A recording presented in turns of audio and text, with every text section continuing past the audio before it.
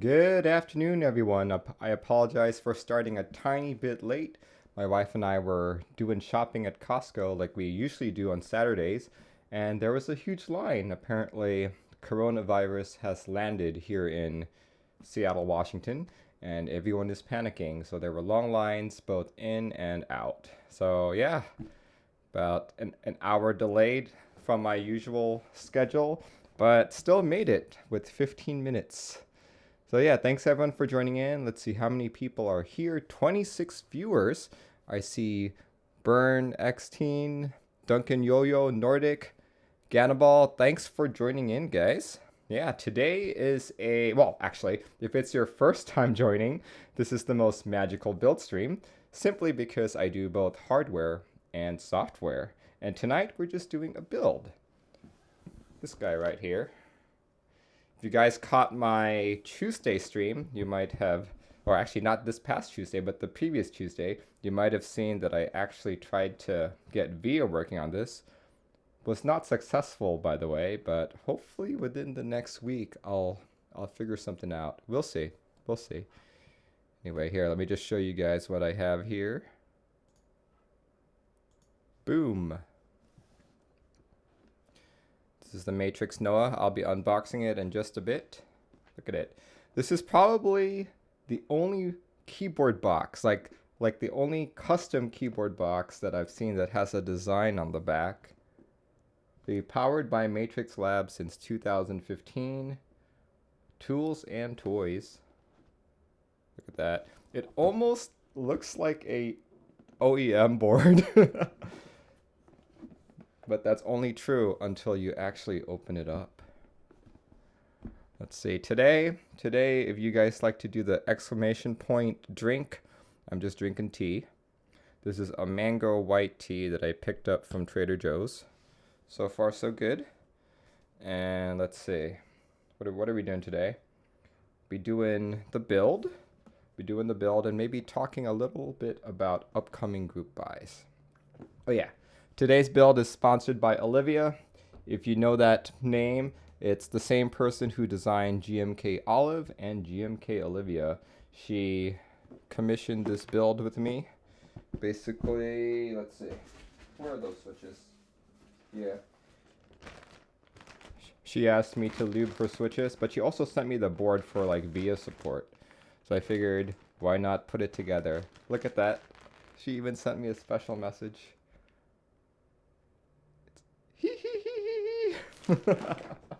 Here, let me actually turn on my light so it's better here. There we go. There we go. Okay.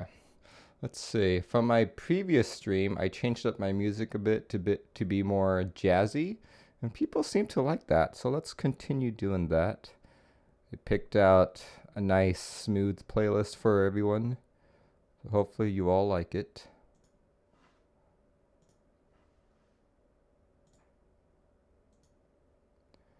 Dog Hair Don't Care says, popping in to say hi. Hey, thank you so much.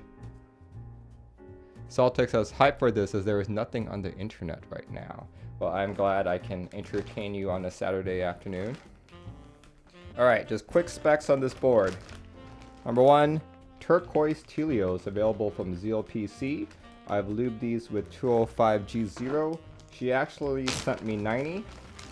But you only need about 67, 68 for this build, so I've only lubed that much. Probably have another hour or two to lube all of these. So yeah, let's open this up. Zark! Thanks for joining in. Alright, let's open up this beauty. Look at that. Came with the cables you need to attach the various daughter boards. There's the USB-C daughter board. There's the LED daughter board. Came with the screws provided. Here's the PCB. I think I mentioned this last time too. It comes in like, I've only seen this kind of packaging in like wedding invites or like, you know, invitation to prom or something like that. So I thought this was pretty cool. Is that wax paper? It feels like it. And contrary to what I was expecting, Olivia did not get a rose gold keyboard. She got a black one. Look at that. When I opened it, I was just like, is this really Olivia? Yeah, so it's a blackboard. The blackboard. Let's see. Let's try and pull it out. Oh, that's tight packaging. Yeah. So I don't think these were available for group buy for the Western audience. It was more for the Chinese market. And the only way you could actually get these is if you knew someone who was part of that group buy. No, so she probably did just that. Look at that.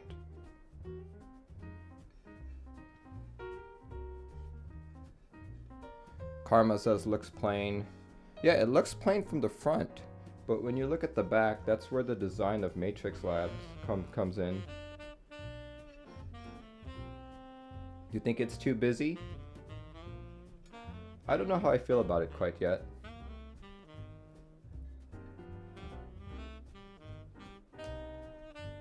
So yeah, I know it's really hard to see what it looks like because it's all black. That's actually one of the reasons why I don't like black keyboards, despite me having a black keyboard right in front of me. But yeah, let's go take a look at some of the photos here. Let's see. Let me pull it up for you guys.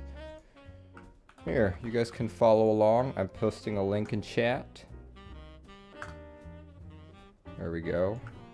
Apparently it was available on Z Frontier.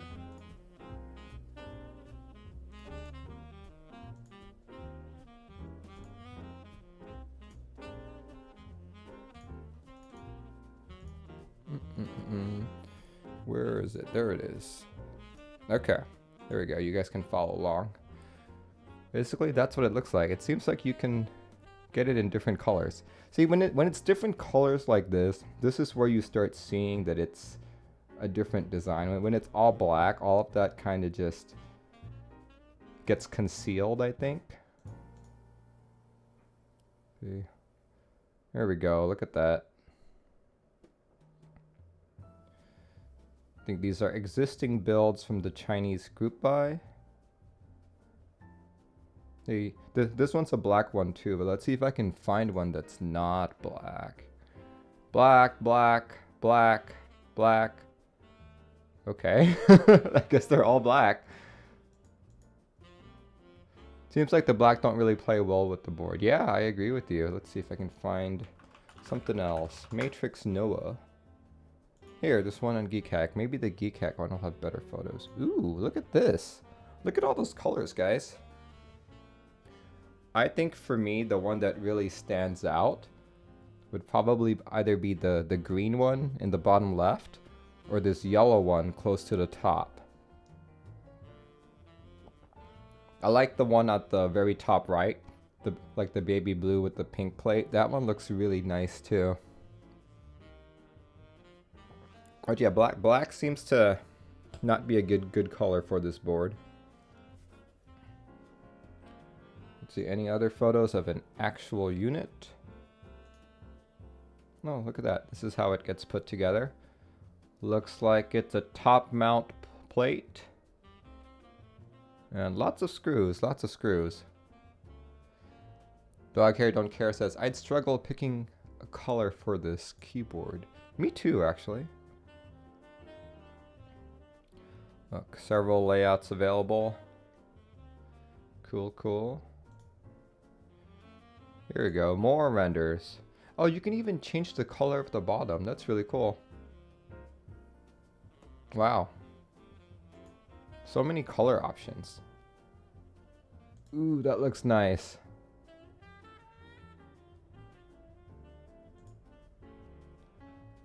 There we go. This is where all of them are. Okay, how much did this board cost? This board cost... Oh, the PCB is QMK compatible, uses USB-C. Premium 6063 aluminum. 4.7 degrees top mount design, 1.5 millimeter anodized aluminum plate, RGB PCB with Type-C connectors, and let's see, what other options are there? Extra plate is 25, extra PCB is 45, and it looks like the whole thing was 320 USD. It's interesting that they say it's 320 USD when it was a Chinese group buy. Look, Lewis says, Matrix, the best. Yeah, I believe this is only the second Matrix keyboard that is QMK compatible. Let's see. If you guys go on QMK configurator, you'll see that, yep, there's one, the M1.2,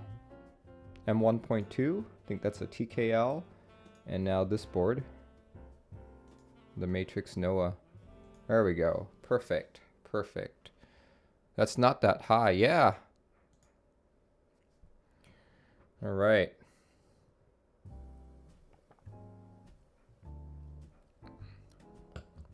The 1.2 OG is QMK compatible. Yes, it is. Is it VIA compatible? If it's done the same way as the Noah, probably not yet.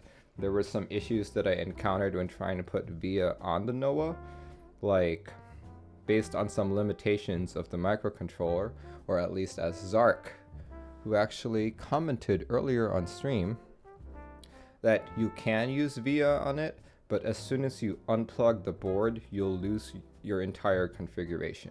Like you can make your key map as is, and while the keyboard is plugged in, it will work the way you configured it. When you turn off your computer, swap keyboards and plug it back in, it'll be all gone. Visionaire, thanks for joining in. Let's see. Alright, let's do this, guys. Let's do this.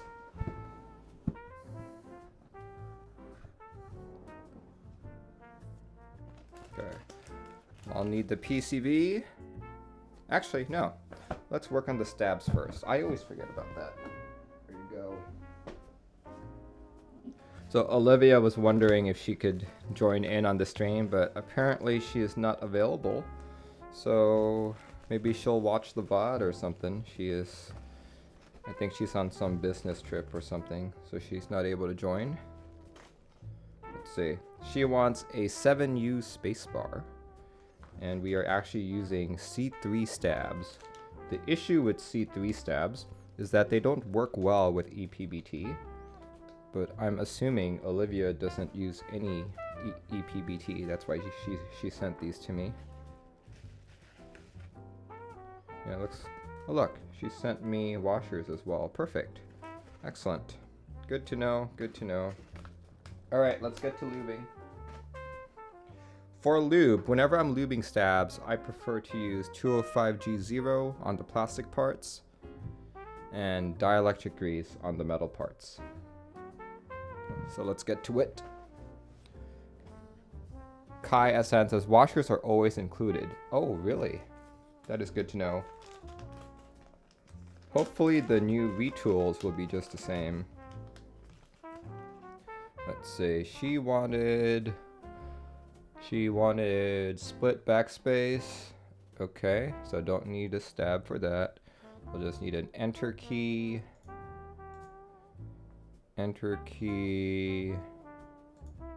space bar, and left shift. 3 pairs of stabs, perfect. 2, 4, 6. There we go. That should be good.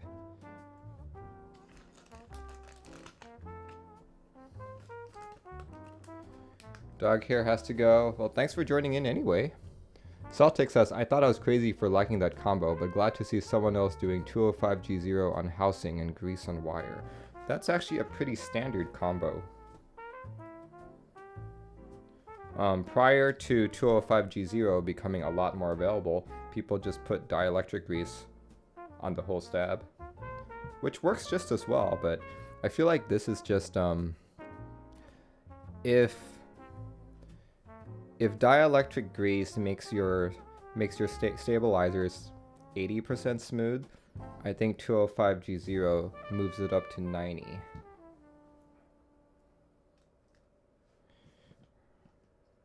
Nebulant says, Merlin, my dude. Thanks for joining in the stream.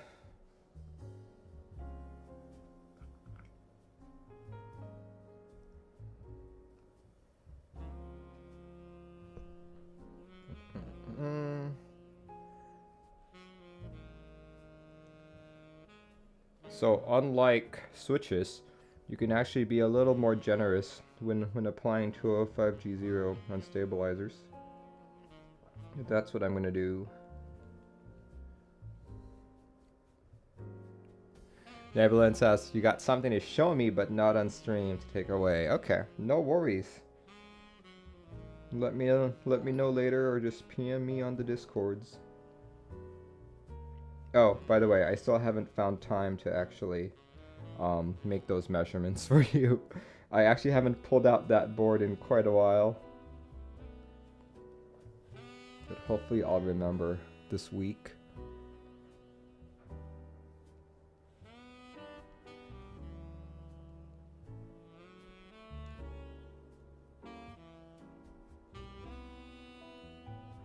Celtic said, what is your reasoning for doing 205G0 on wire and housing?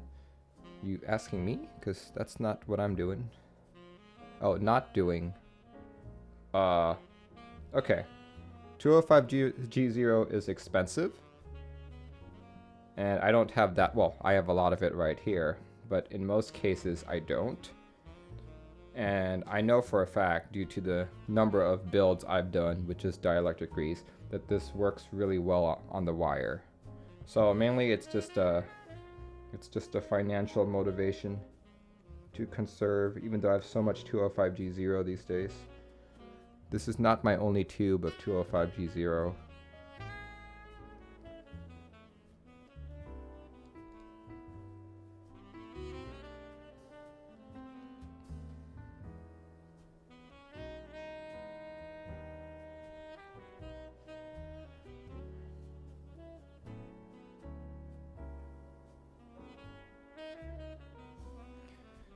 Nebulant, did you notice I changed up the music? It's not lo-fi hip-hop anymore. It's jazzy. I found a few albums on Epidemic Sound.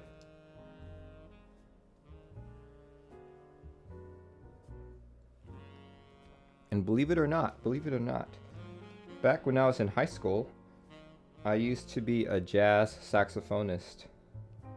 As much of a jazz saxophone as you can be when you're in high school. You miss the lo-fi? Well, it will come back. It will come back. Maybe not on this stream. Maybe on another stream. Figured I'd change it up. Nebulant was a stage band drummer. Nice.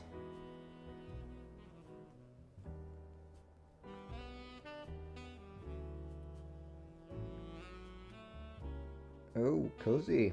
I see that you're online. Thanks for joining. While 205G0 on wire can be nicer at first, it can need retuning sooner. Really? I did not know that. As I said earlier, the main reason I do that is because I don't want to expend my 205G0 stocks.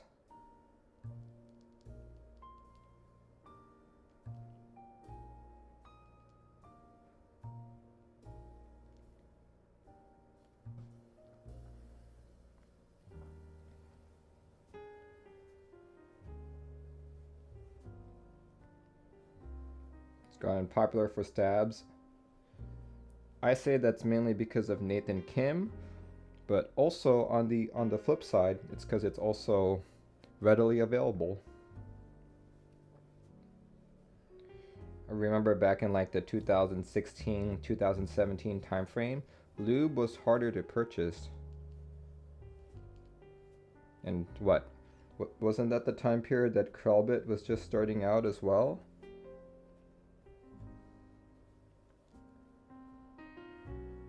Yeah, it was a lot harder to come by back then. Now it's fairly easy. It is due to Mr. Nathan, indeed. Nathan has made the hobby, let's say, more popular, more mainstream.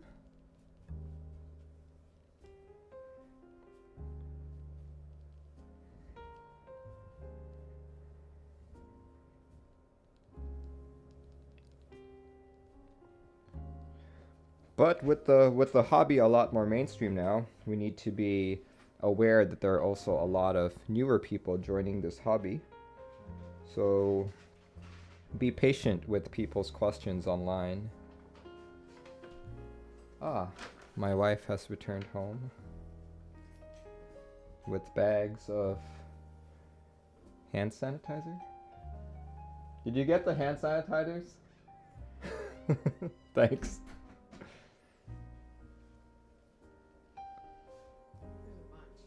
Cool.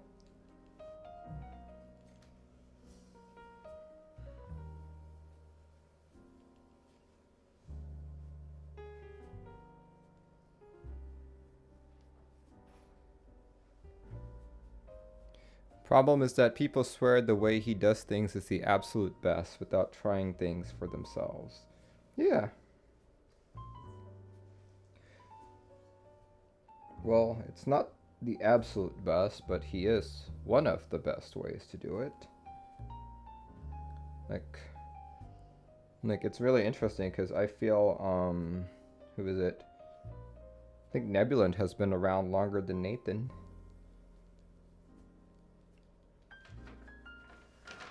And I remember when Nathan first joined, he was asking a bunch of questions on the Top Clack Discord, and basically just everyone, you know, giving him tips and all that.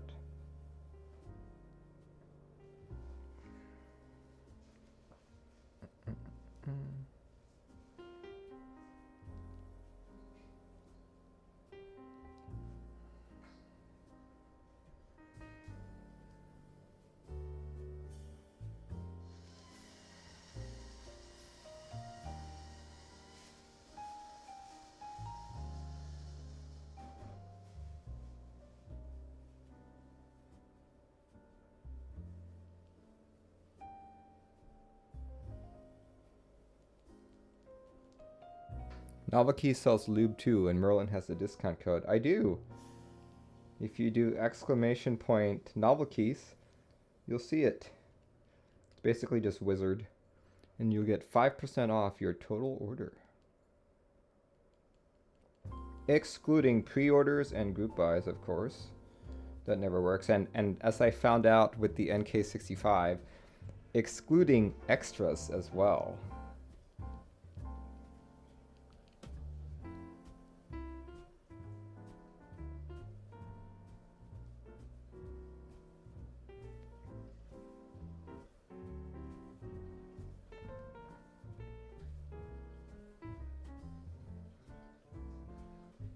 What is your tool you're using?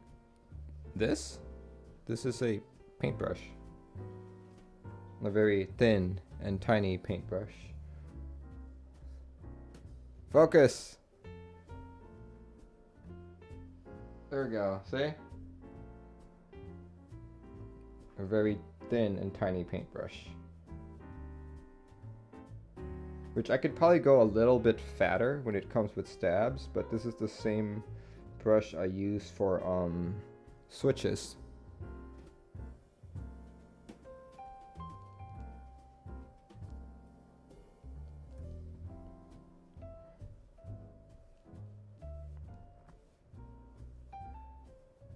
Yeah, it's 10/0, whatever that means. Basically just buy a pack off of Amazon.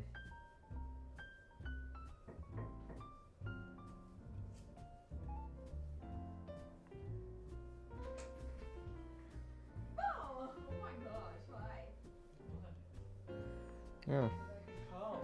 Looks like I have friends coming over.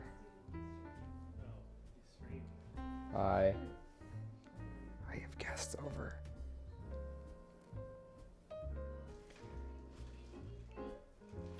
I think they're just gonna go watch anime.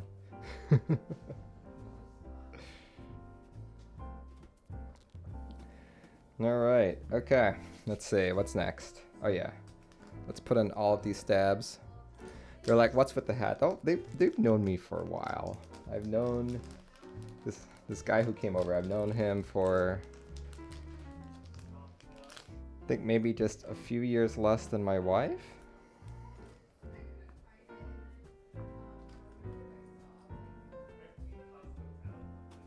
Tell them Twitch chat says hi.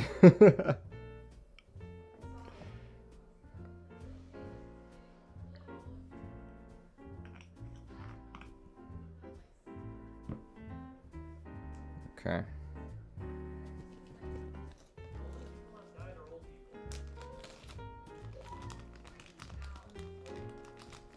I realized that I forgot to put like the stems in. Ah. Guys, look at that. That is not how you put a stab together, but now I can't really take it out. Jeez.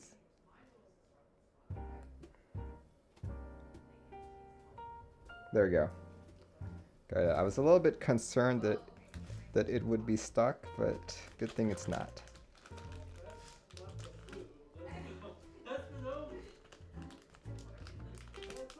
Looks like a magic lamp. I know, right? Brute force it. Yeah, sure. Alright. Alright. The good thing about C3 stabs is that you no longer have to clip them as they come pre-clipped. So no worries about any of that stuff. Which is good. Which is good.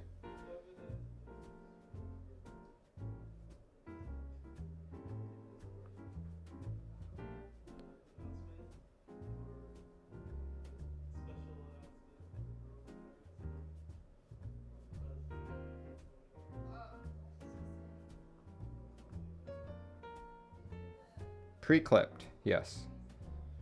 Pre-clip stabilizers. Pre-clip stabilizers.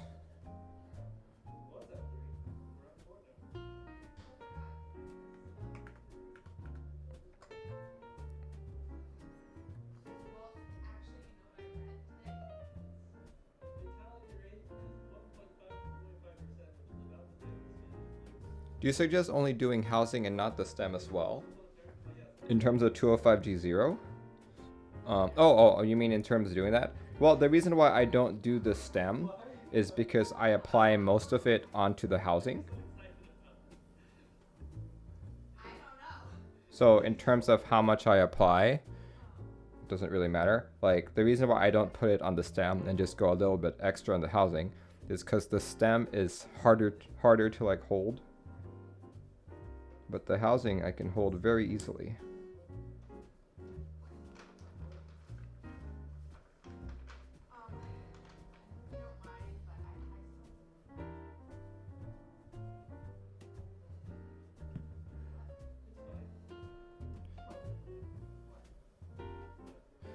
With everyone clipping the stab legs, why doesn't GMK clip it themselves? I don't know. Maybe on their next version they will. Who knows? You need yourself a TX switch picker. I do.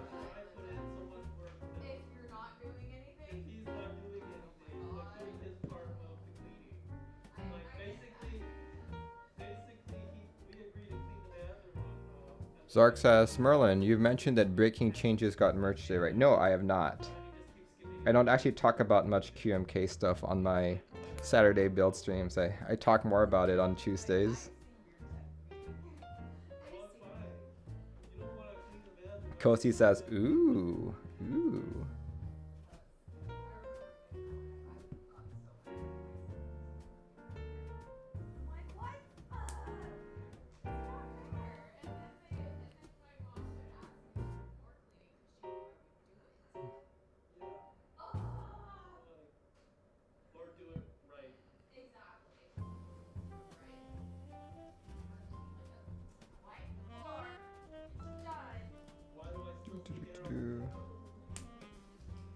Is this going to be HHKB backspace? Yes, it is. It's going to be a 7U 7U space bar with a split backspace.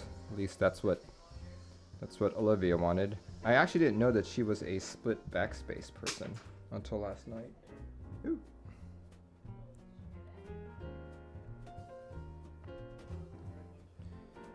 You believe that the TX picker is a normal diamond picker you can get off Amazon. Thanks for the tip. I will look into that after the stream. It's a lead holder, like pencil lead. Interesting. All right. Got those stabs there. Let's pull out that PCB. I'm actually going to close the door too, since I think they're going to start washing.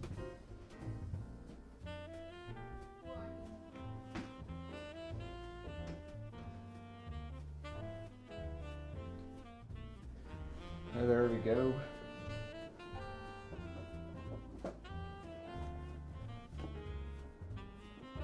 Oh, Olivia, you're on. I thought you were still traveling. Thanks for joining in. Airplane Wi-Fi is pretty awful at streaming Twitch. I am not surprised. So I use T-Mobile and I supposedly have free, quote unquote, free Wi-Fi. But sure, I'm able to connect this fine. But in terms of doing anything productive, the most I can do is actually, what? Load my email. I can't even read my email because when I click on something, it's just like waiting forever. So I'm very surprised that you're able to watch some Twitch. Though I'm assuming you're probably just doing audio mode. Who knows? Who knows? Oh yeah, guys, if you've never seen this PCB, look at that. Look at that. Nice and blue. Talk slowly for her load times. So you can see that this PCB is blue. Yeah, alright, look. But this one has tabs on it. I figure I need to break off the tabs.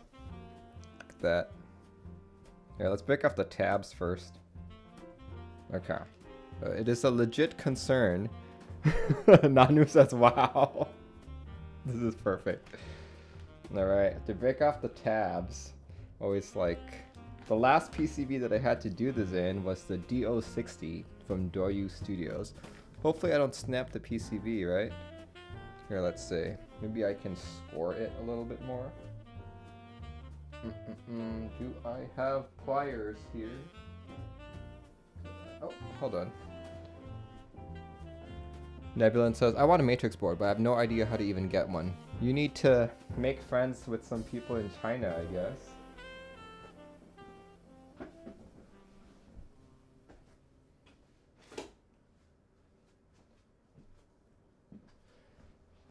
Alright. We just...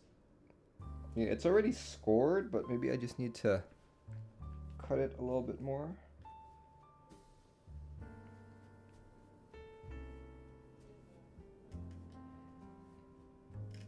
There we go.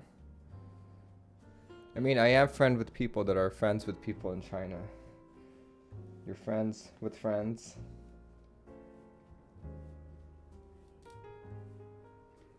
Okay. I got mine off of RMM. Real fast and real hard. Just do it like pulling the tablecloth with plates on top. Whew. Oh, really? Kind of afraid of doing that.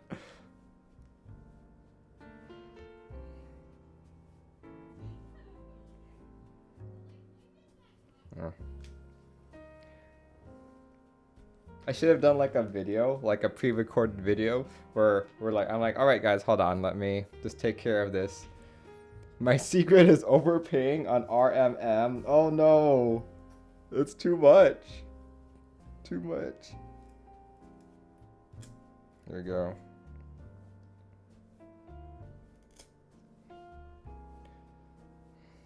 It's too much money.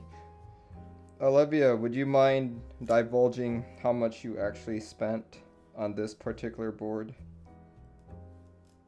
I'm curious how much this would go for outside the Chinese group buy.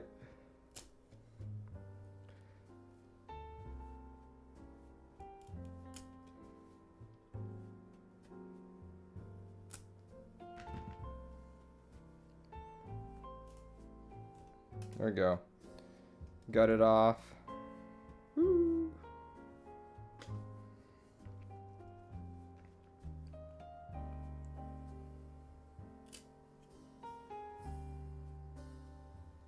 Sure, one sec. She's like, oh, I have to check my bank account. You vastly overpaid for your 1.2 OG. Visionary says, what is it? 1.2? Mine was $470 plus shipping for reference. Oh boy, $470. That's actually not too bad, to be honest, for a board like this.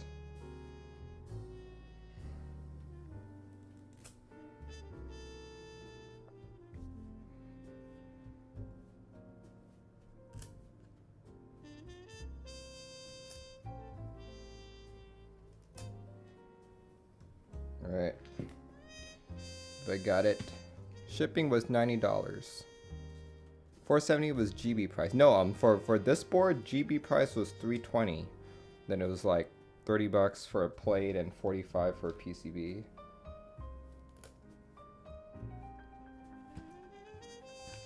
There we go. Pieces are off.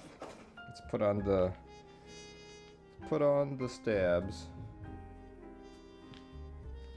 Put on the stabs.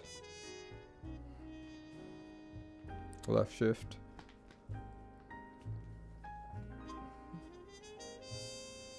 Mine, the tab's already broken off. Oh, really?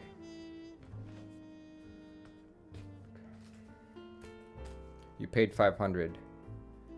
Nice. Yeah, so it's about $470 to $500.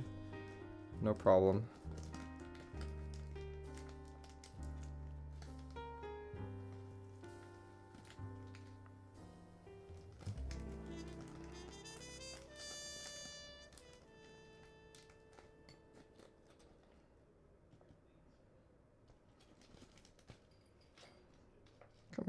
Come out, washers.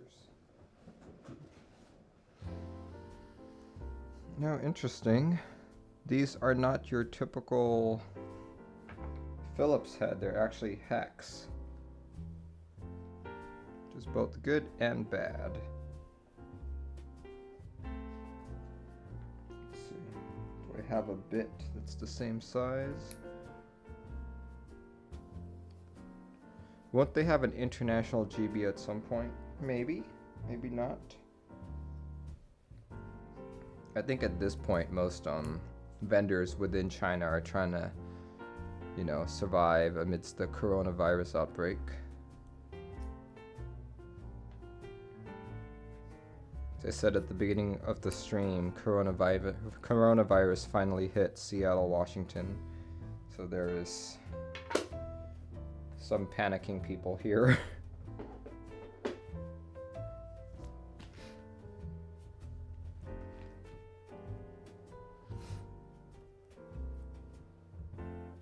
Go.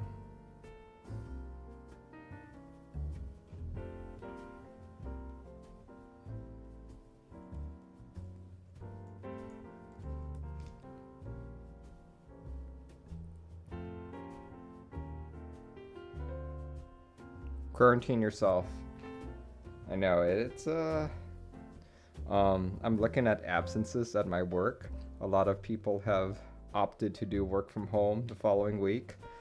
I might do the same.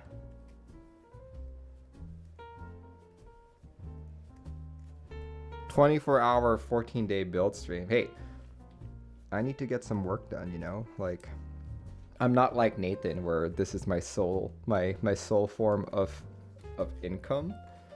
But, you know, maybe one day. We'll see. Though I like being an engineer a lot, so even if I could, Not sure if I would.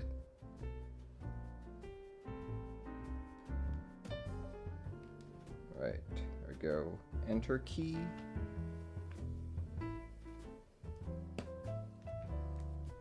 Enter key.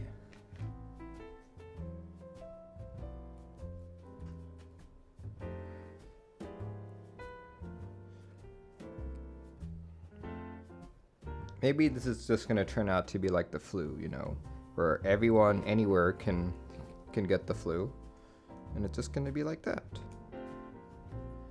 Who knows?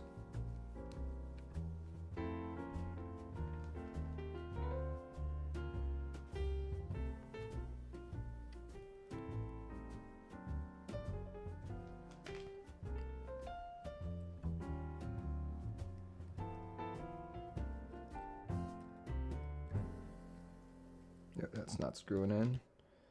Why is that not screwing in?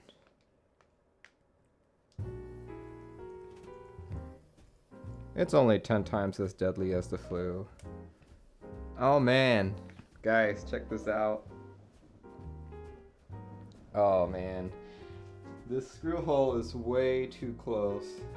Here, let's see if I can point it out properly. Screw hole is way too close to the RGB LED. See that?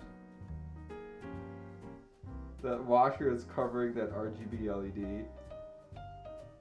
Look at that. It's way too close. Oh well.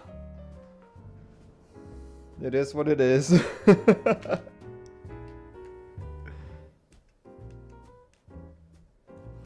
KVS says, Merlin, what's up? What's up to you? And thanks for joining in.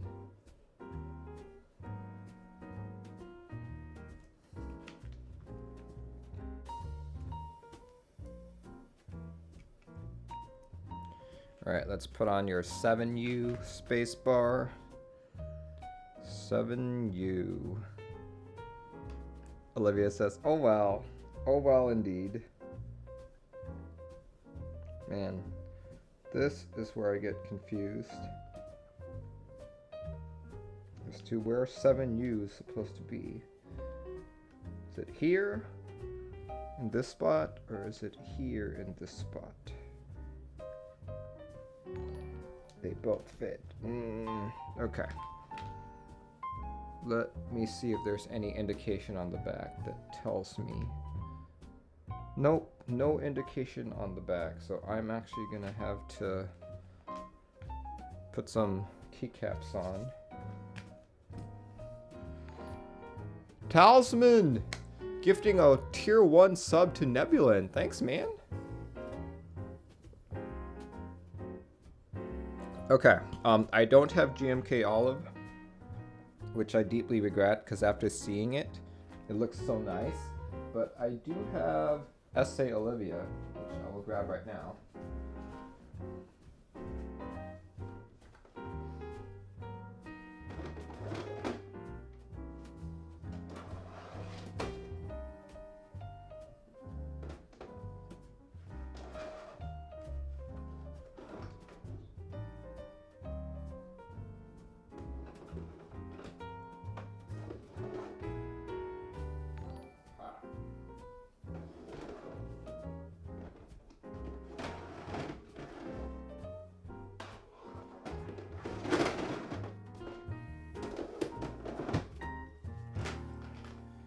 Do SA Olivia.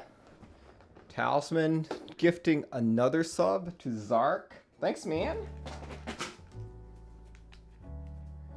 Okay, I have to figure out. Say, let's pick some random switches that I have lying around. There we go. Let's get a few of these. And I need a fort switch for the space bar. Boom. Okay. Let's do this. 7U. That looks like a 7U. I need two 1.5s and a 1. Let's go pull that out here. 1.5 control.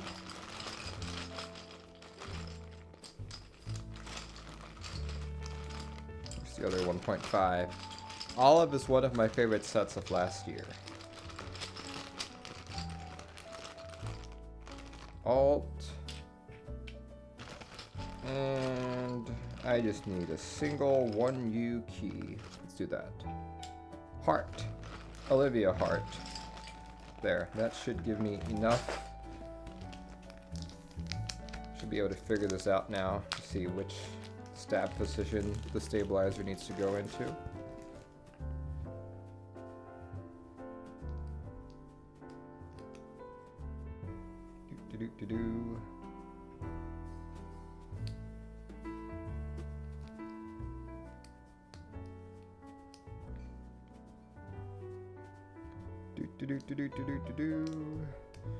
Do. Okay.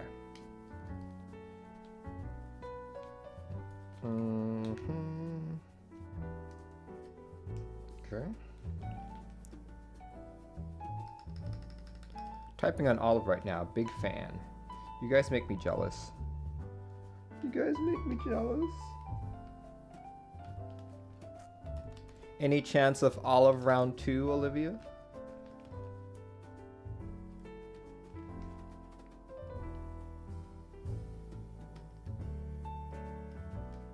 Okay. There we go. And let's figure it out.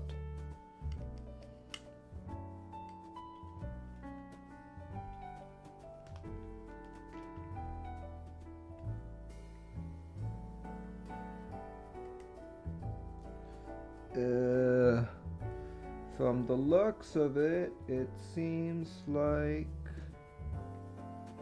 the stab goes into the second slot. Makes sense. Here, let me put it on first.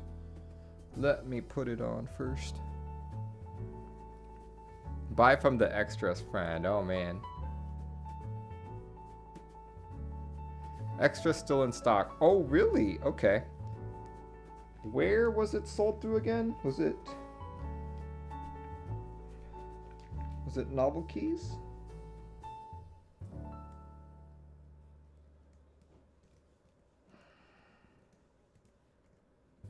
Novelkeys. Okay. I'll probably have to do it. I know a really nice set I would sell to Merlin. Talking about Skull Squadron. Okay, looks like I found another issue here. Look at that. Oh. Guys, check it out. There's another one. Where the stabilizer hole is too close to the RGB LED. See that? Happened again. It's on 2 RGB LEDs at this point. Oh well. It happens, I guess.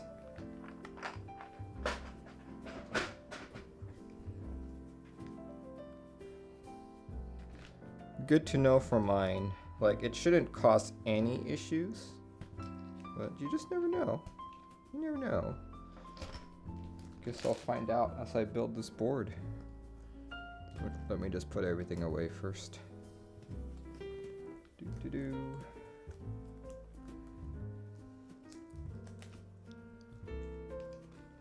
We don't need any more stabilizer stuff, so I can put this all away. I'm still gonna need my screwdriver, because I have to take that board apart and take the plate out.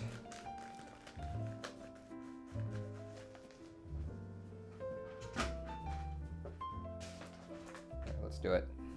Let's do it. Let's go take that board out.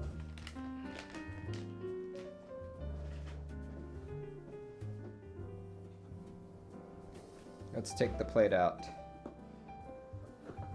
I have a feeling this is gonna have like as many screws as a TGR Jane, so I have to keep track of all of them screws.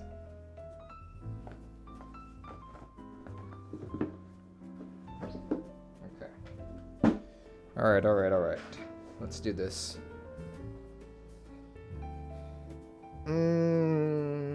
Hopefully it's just these 4 that I have to take out. I need a bigger screw. Bigger screw size.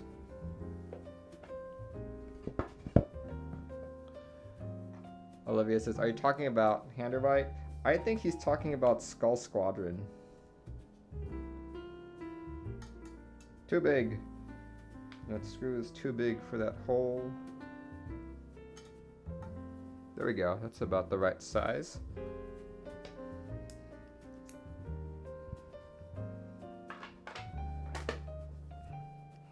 Okay. Hopefully these are the only screws I need to do to open this board up.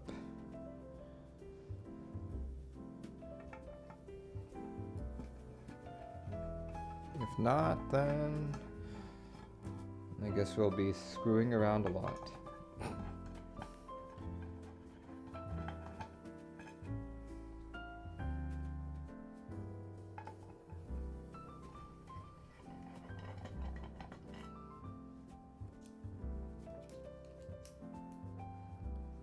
All right. Hello. Ta-da! .com says, funny how you like GMK Olive now. Last stream you hated on it.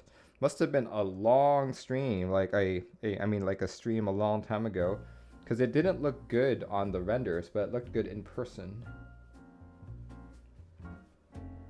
Okay, alright, the plate should be easily removable, and they're all Phillips heads instead of hex.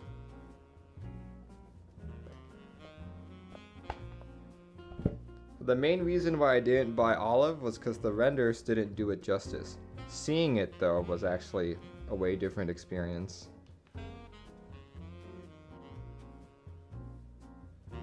Let's see.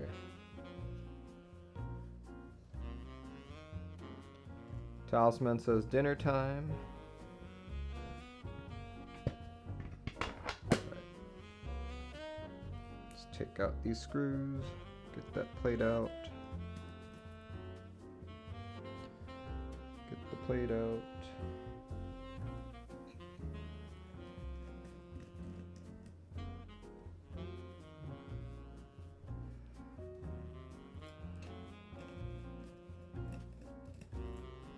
Come on.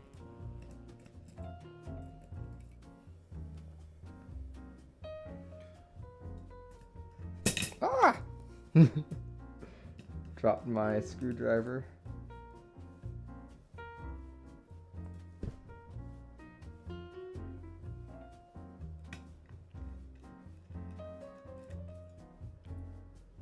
Oh, that's interesting.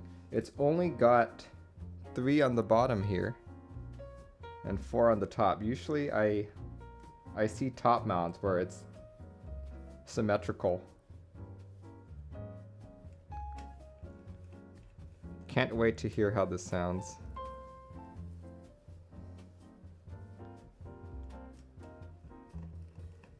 And there's one on YouTube with bad audio. Okay. Do I have all the screws out? Yes, I do. Alright. There we go. Plate is out.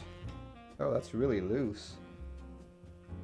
No, I'm gonna screw that in a little bit tighter, just so it doesn't rattle around.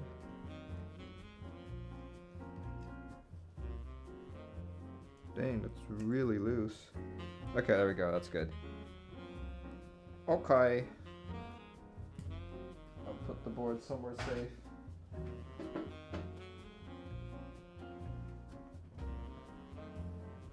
Okay. Check out that plate, guys. That's aluminum. Aluminum plate. Top mount.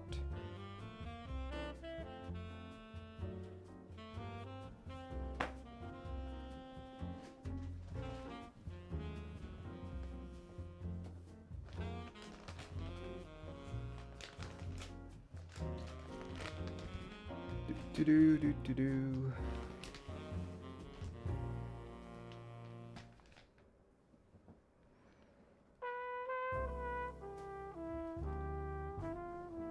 There we go.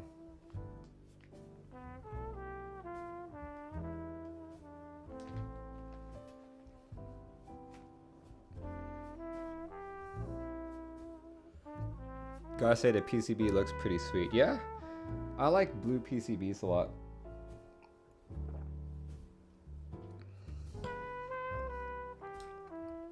Alright, just because I'm a little bit paranoid, I'm going to test out the actual switch and stabilizer on these boards.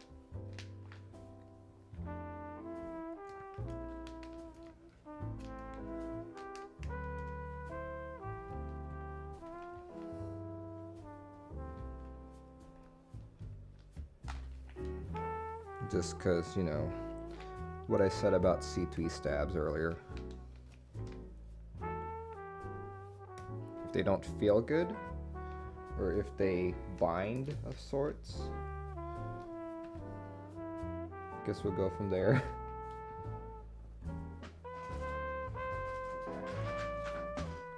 Let's do hee hee hee hee hee hee hee hee. Yeah, that's smooth.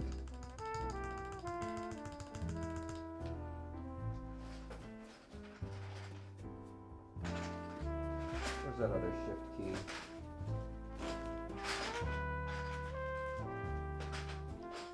Shift.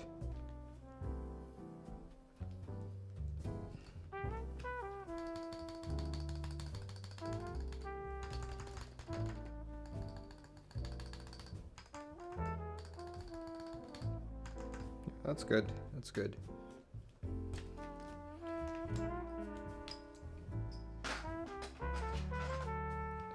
I gotta do the space bar again. Where did I put it? Right there.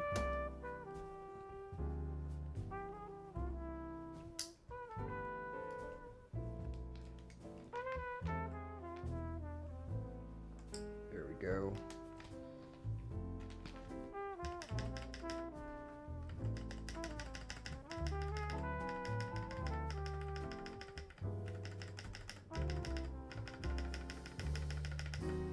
Okay, it's a little bit rough on the left side. I think that could use a little more dielectric grease. Whew.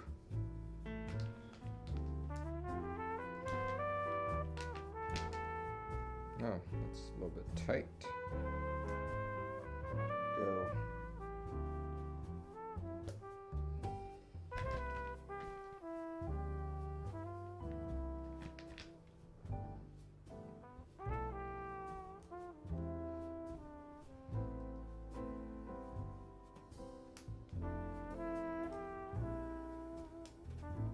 Okay.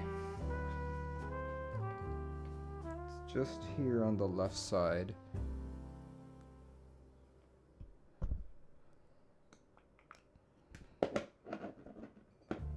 Just dab a little bit of 205G0. Should be good.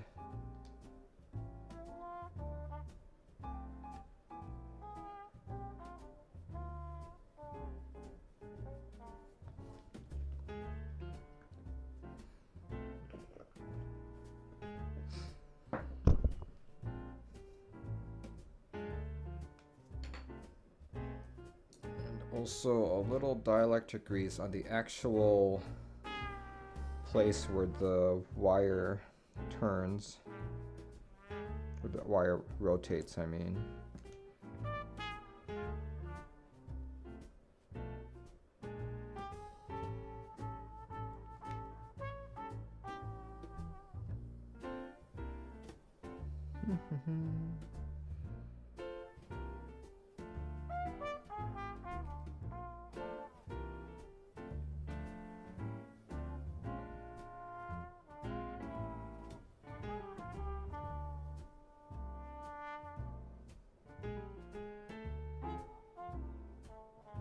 There we go. There we go. Okay. I believe we should be good. Be good for soldering.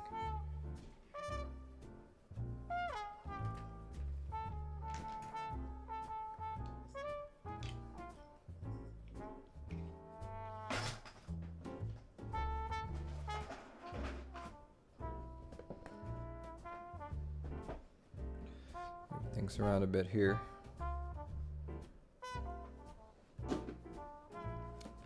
Okay, okay.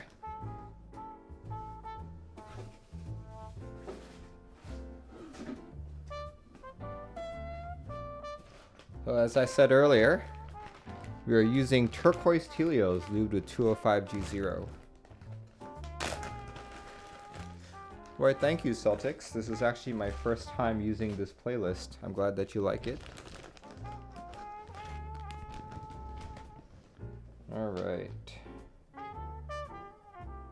Cool. Cool beans. Should be good.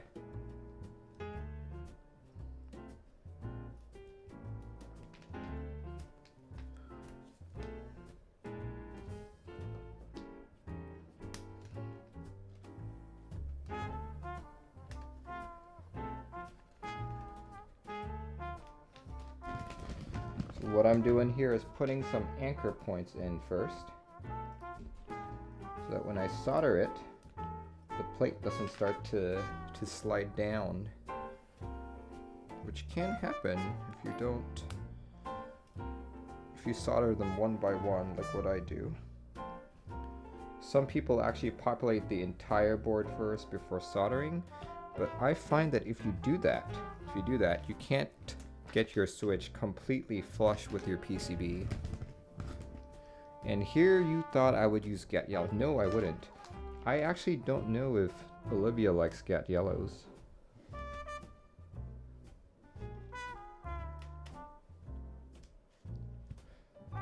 Building mechanical keyboard works well with Gangster app. I will keep that in mind.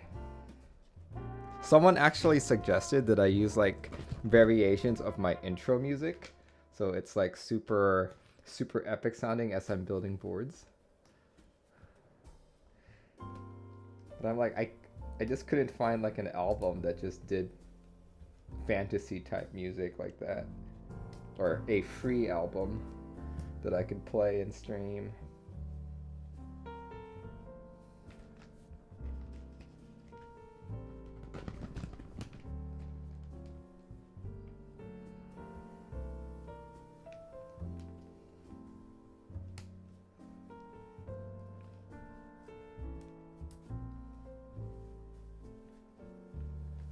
Intense orchestra music. Just play like Bumblebee on like repeat. You like GAT Yellow Springs a lot. Okay, there we go. Okay, got some anchor points.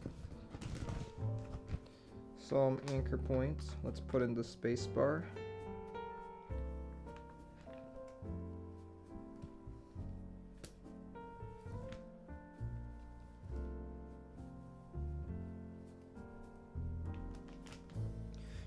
I can already see that the plate is coming down a little bit.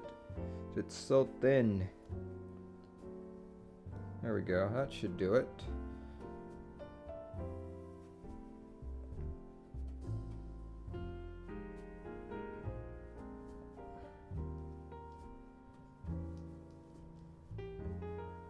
Neo soul music. Oh gosh. All right. Put one more switch in for stability purposes. Let's do that.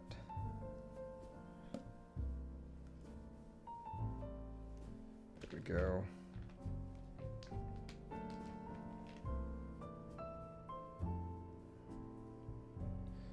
Oh man.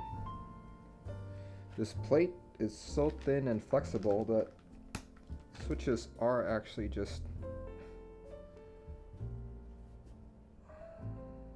No, okay, that's good. I think that should do the trick. The plate's not coming down anymore. There we go. That's good. What material was the plate again? It's aluminum. It's really flexible aluminum. There, that should do it.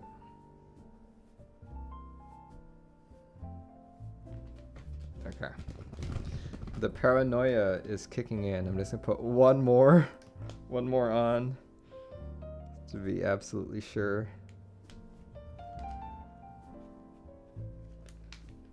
Yep, that plate's not sticking in. Okay. I think what needs to happen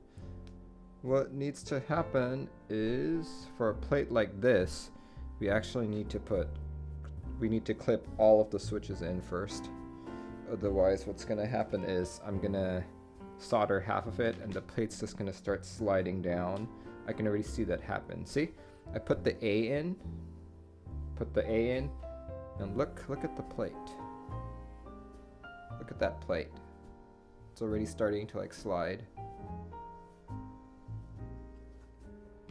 So yeah, good thing I haven't soldered yet. Let's see if I can just pull out these switches relatively easily.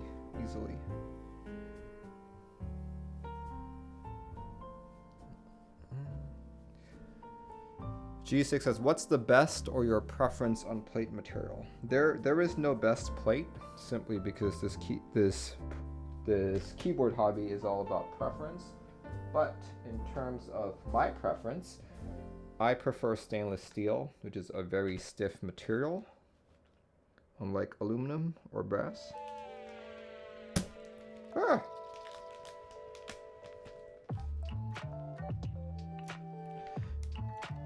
The reason why I prefer stainless steel is mainly because you can't really get, like, there's no common stock of PVD coated brass plates. If there were, I probably would much prefer brass, but at the moment you can't really get it.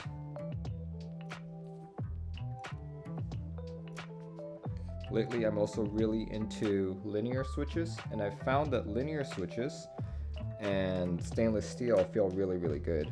I have one keyboard with it. I really like it. Feels nicer than just regular aluminum.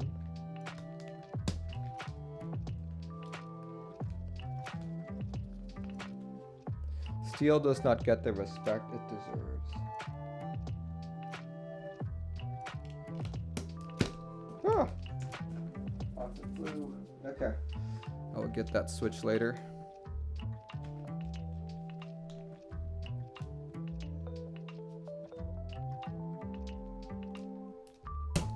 Ah.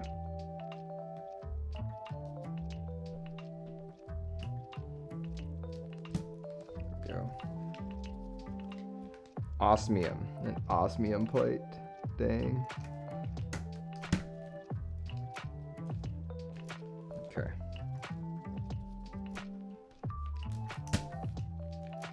Iridium plate.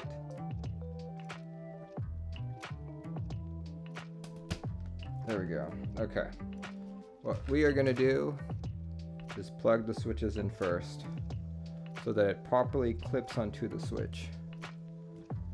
Otherwise, if I start soldering now, I'm probably going to spend 3, maybe 4 hours soldering and keeping the plate straight. So this way I can make sure they clip in properly from the get-go. That'll be the most exclusive plate ever. Technetium. I've never even heard of that. Technetium.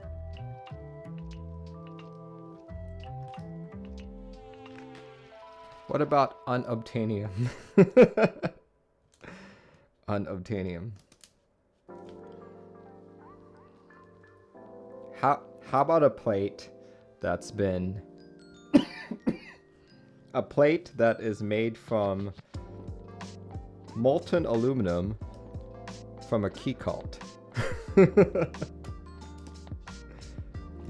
It's like someone took a key cult, melted it down, and made a plate out of it.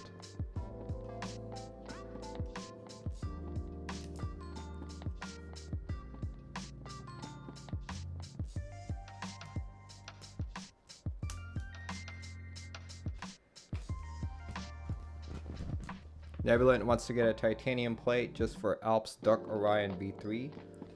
Unfortunately, Mr. Elton or Duck don't actually release plate files. So if you do wish to do that, you kind of have to trace it on your own.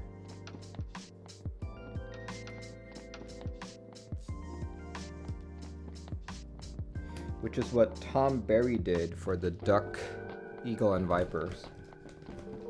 Oh, actually no, I think he did the octagon. Someone else did the duck eagle viper. You have the plate file. How did you get that? Did someone trace it already?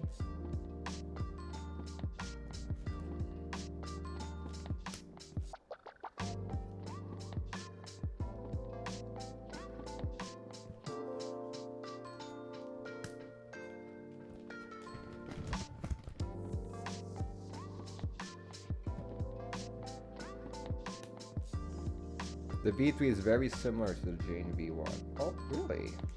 Interesting. So now the question is the Jane inspired by the duck board, or is the duck board inspired by the Jane board?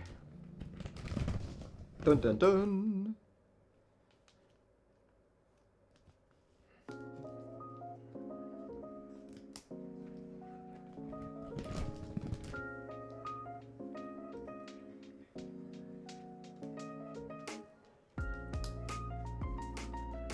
They both inspired each other. I see, I see.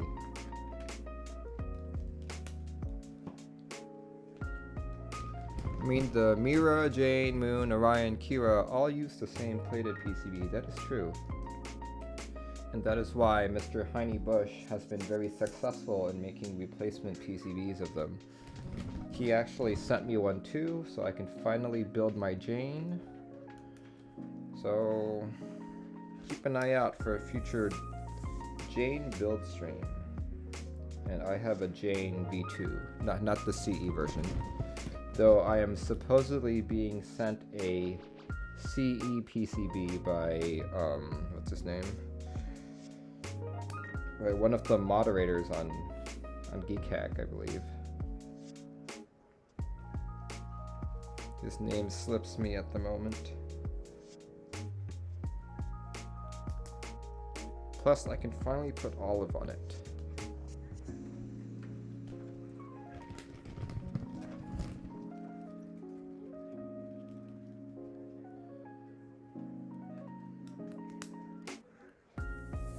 Oh, Nebulant, I didn't know that you had a number 1.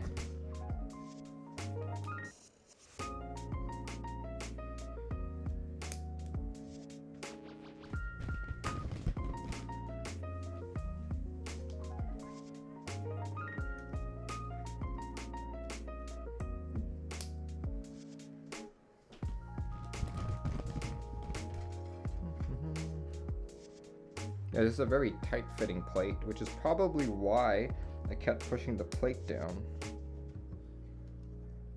You have typed on it, my dude. Have I? Oh, you mean at the NorCal meetup?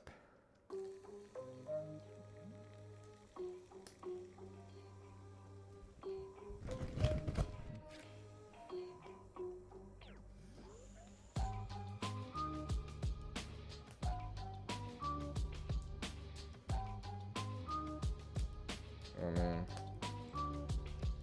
Super tight plate, super tight plate. The chat is way ahead of the video stream, sorry. I don't know, I have a 1 second delay, but for some reason it's registering on actual Twitch as like 15 to 20 seconds, so it might not be you. Or at least that's what people have reported to me. 15-second delay. Effect of the plate materials being discussed.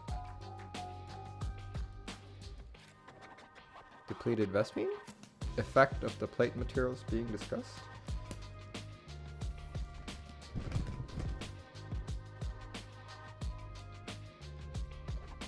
What do you mean by that comment? It's always like 15 to 20 seconds, yeah.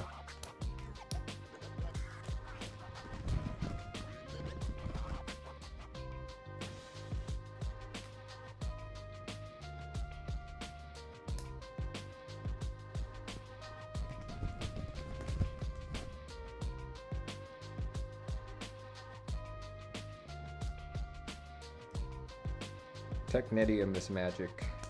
Well, if it's magic, I would love some.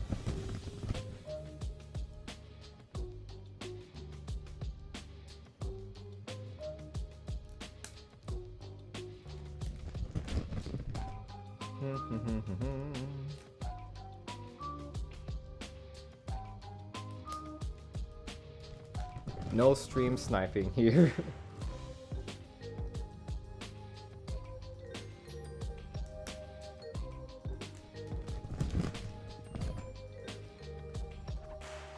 Whew. It's a very stiff plate. Now, out of curiosity, I wonder if let's see, so Telio's are Gateron switches. Let me see if it's any looser if I use a cherry switch.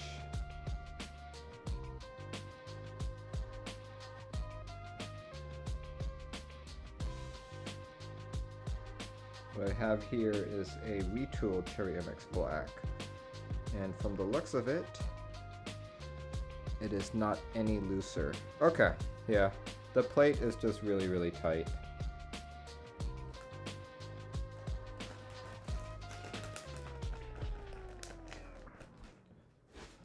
Nebulant is moving cross country? What? Where are you moving to, man? If you don't mind saying on stream.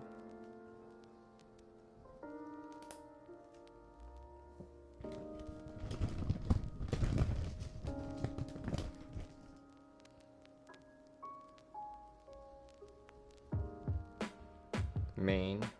Oh, aren't you originally from Maine?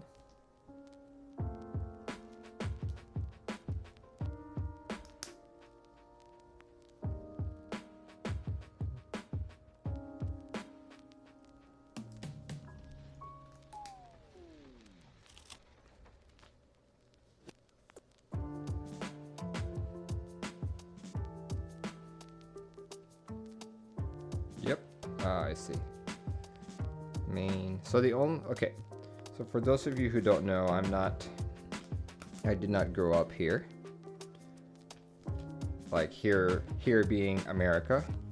So my references to like American states and cities have been everything from like pop culture. And it's funny because the only reason why I know Maine is because that's where Maine Coons come from, supposedly.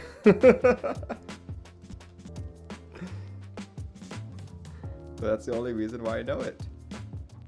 Olivia says, is the dim sum in Seattle good, by the way? Yeah, it is. I've been to a few.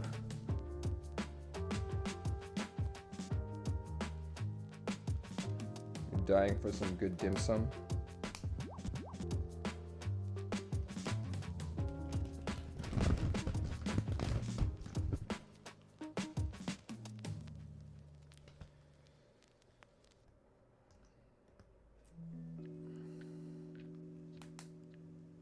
Maine Coons are awesome, says Cozy. Oh my gosh, here. Cozy, you got auto-modded because you said the word coon. That's funny. There. I'm gonna let you say that word.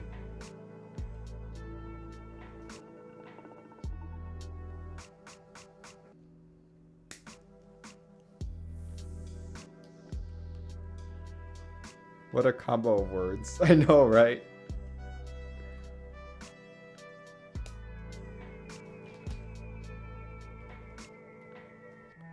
It can be a racial slur. Yes. Yes, it can be. It can also be a very lovely cat.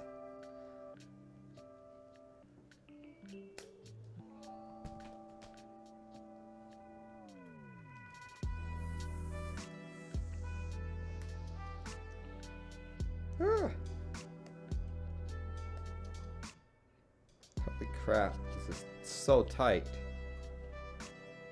I'm glad I'm not having to push this into the PCB quite yet.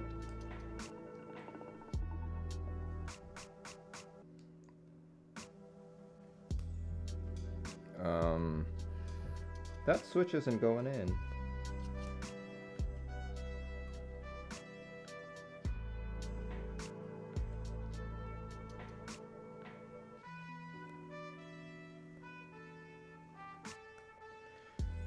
You want me to drink an entire entire bottle of port in one go? It's not very good. That's not gonna happen very often, if any. Don't redeem points and drive.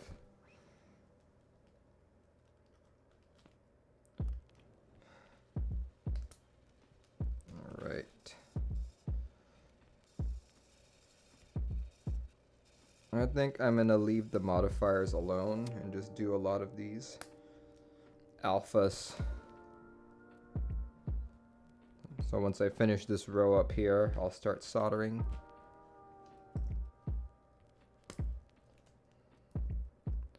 You need something to redeem.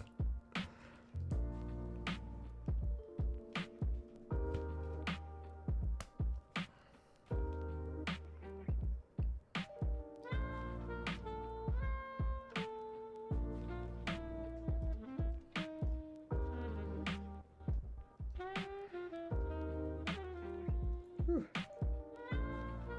Ow.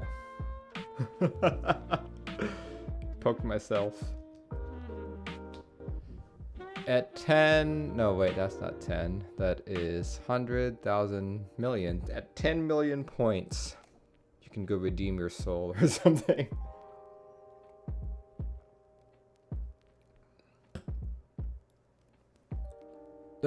That's funny.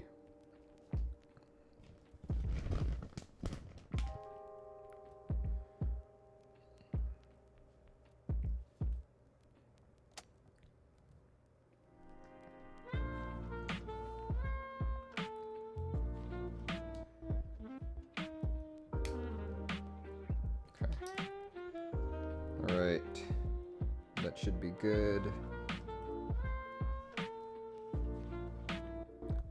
Okay, let's poke it through. Okay, that looks good. The way to do this is then you place it flat like that, then gently place the PCB on. We'll line up all of the pins.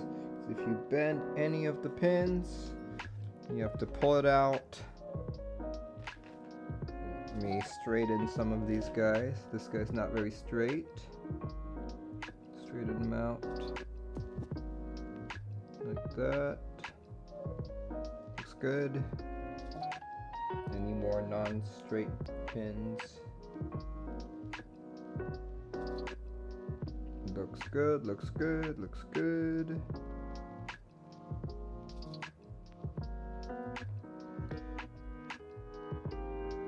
Yeah, for the most part I'm dealing with straight pins. Alright. Merlin needs some emotes to modify. I know, man. Okay. Ooh, oh! Look at that. Looks like it's fit very nicely. Okay. So I've reached out to a family friend of mine who has a daughter who is very into graphic design. So I asked her if she'd be willing to make some emotes for me. And she is. She's actually submitted a few designs to me. So yeah, keep an eye out for emotes coming to the channel. We'll see. She's pretty good. She's like only 15, so I'm very impressed with her artwork. But yeah, when she submits a few more, you guys will see some stuff. Right, here we go.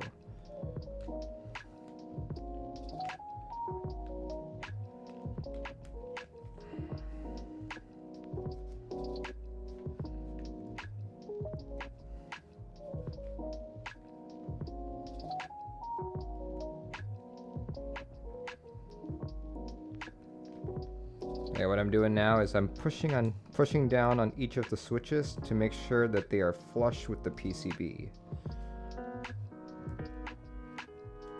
The reason why you want to do this is because it will give you a lot more, it's a lot more to solder in so that your switch makes proper contact with the PCB, and also, so that all of your switches are straight when you put on your keycaps, they aren't like once high, once low, stuff like that. There we go. Yes. Snap in.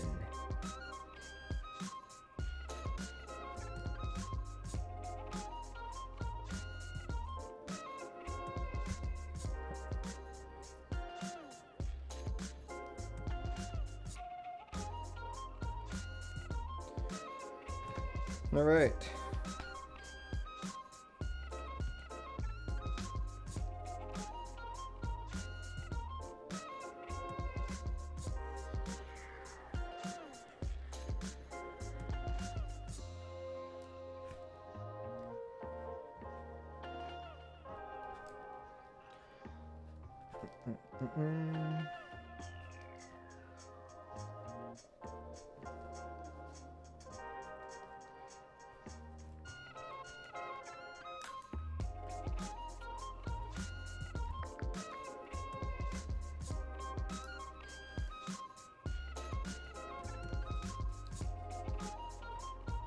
All right.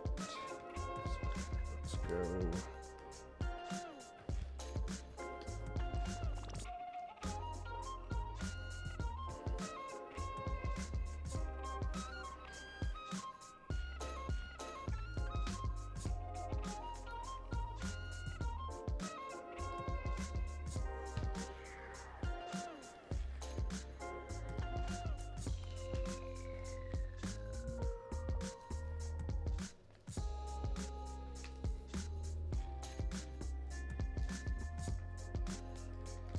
Alright, I think we're good to start soldering. Then I'll put in the rest of the switches later. There we go. Alright.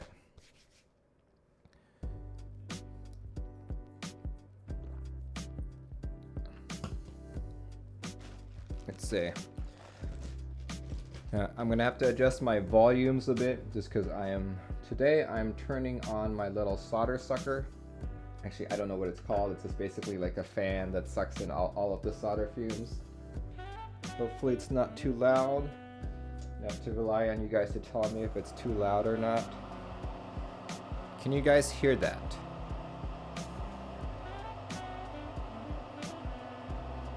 I'm gonna try and use the music to cover it up a little bit. Let's pump it up a tiny bit. There we go. Pumped up the music a bit. Alright, let's start soldering. Doo-doo-doo.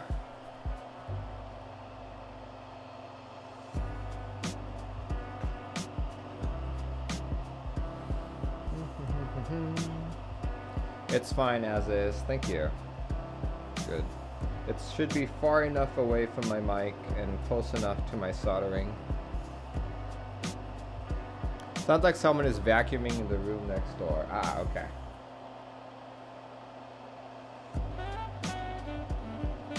That's exactly what it should sound like. Someone vacuuming in the room next door.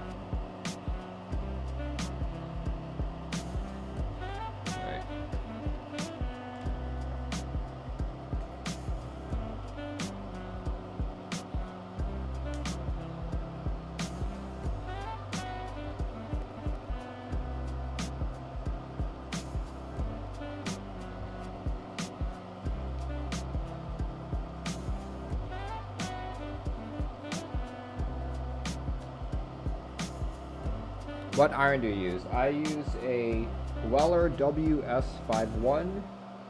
I've had this for quite a long time.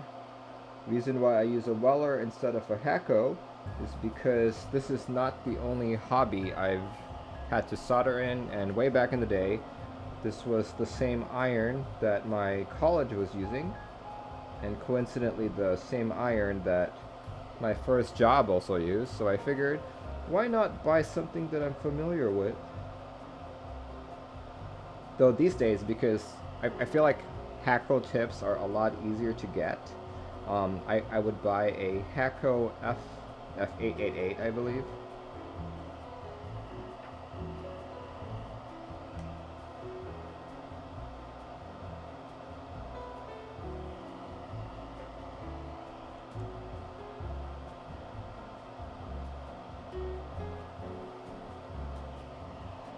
Yeah, before keyboards I had a Weller for guitar stuff. Ooh.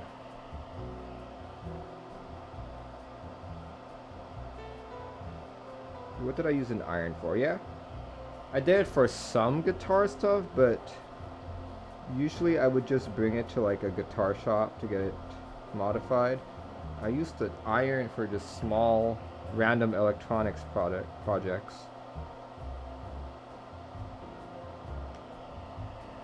Looking back on it, I'm like, I wish those random electronics projects would have been keyboards. But oh well. What temp and what solder I'm using? I using a, here we go. I buy from Kester. My local electronics store has a bunch of vials like this. This is a 6337 blend. That's 63% tin, 37 lead. Basically 0.031 inch diameter, or 0.75 millimeter. And I solder at 470.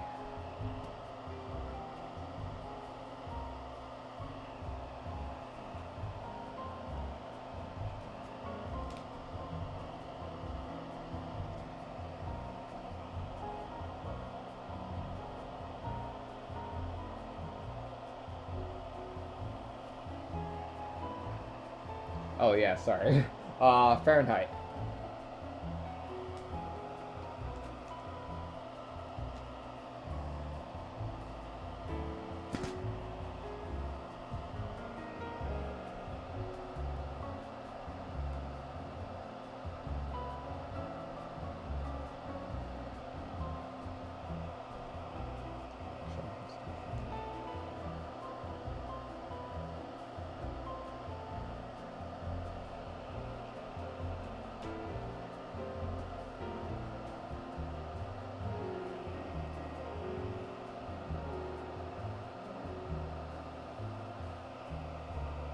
So what I'm doing right now is I'm making sure that the switches are absolutely flush.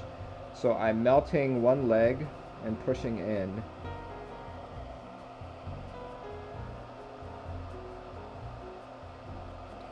It's just me being absolutely sure that the switches are flush.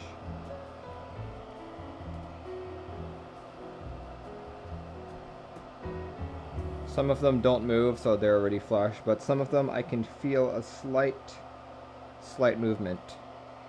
So I'm glad that I'm doing this.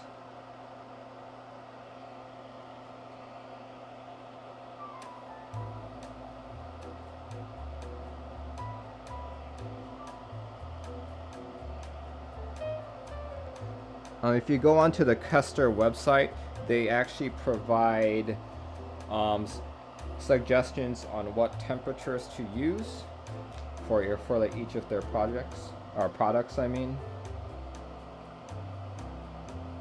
So I started off from there. I think I'm about 10 to 20 degrees hotter than recommended, just so I can get it soldered faster.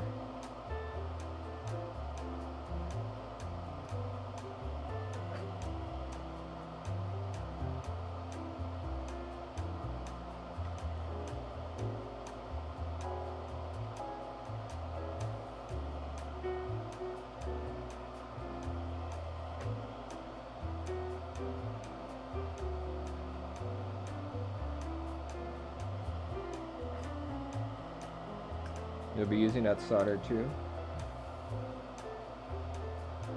Yeah. I buy like vials of these at my local electronics store. We have this place in Washington. It's run by a bunch of veterans.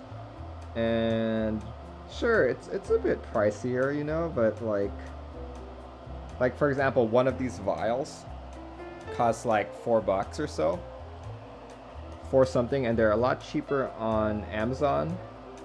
But it's a local store, you know, and I like supporting local stores, because if you don't buy from them, they just disappear.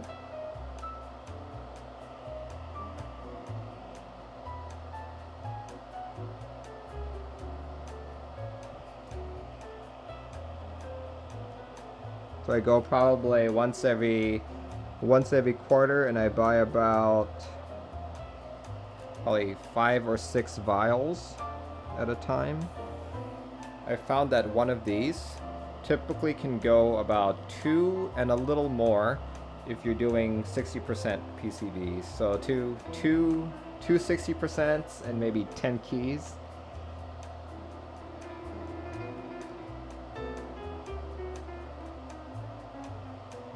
So of course, if you're doing like a 65%, like what I'm doing today, it'll last you shorter.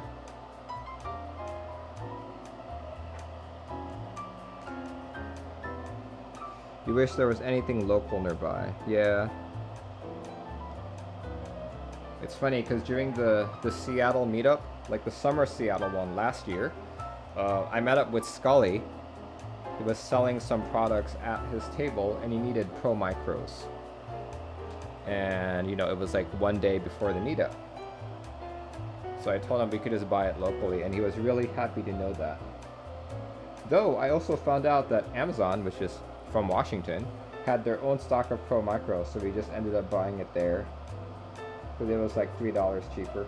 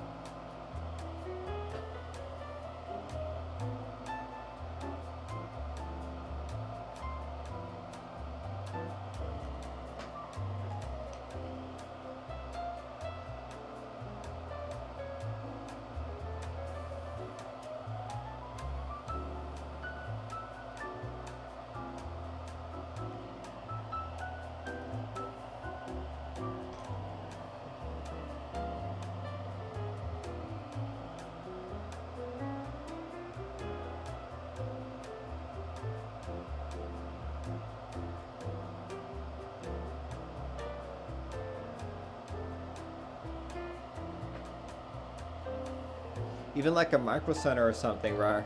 Random stuff like Pro Micros would be awesome. Random stuff.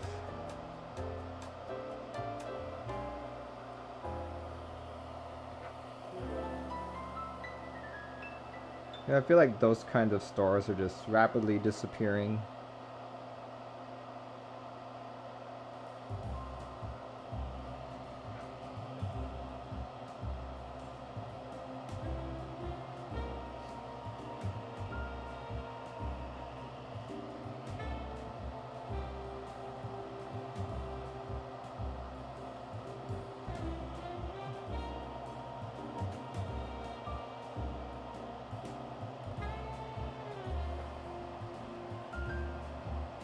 Right to repair. Yeah. I feel like it's not necessarily right to repair, but it's like people are having a harder time competing with Amazon.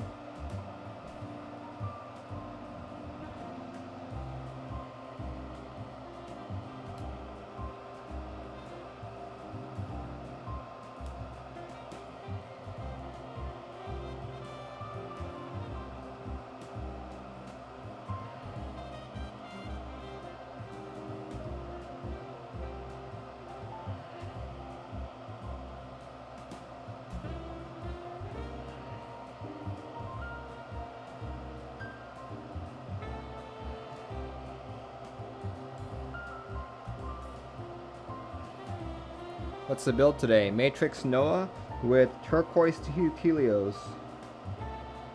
If you do exclamation point build, you will find that out.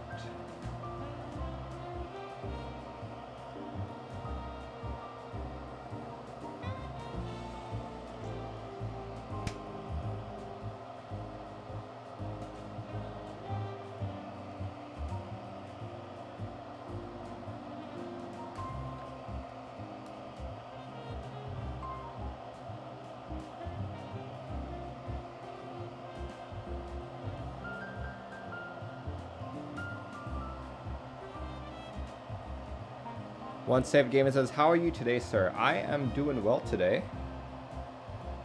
My wife and I are training for a 5K. So today I ran a lot and it hurt, but I feel really good. So yeah, it's been a good day.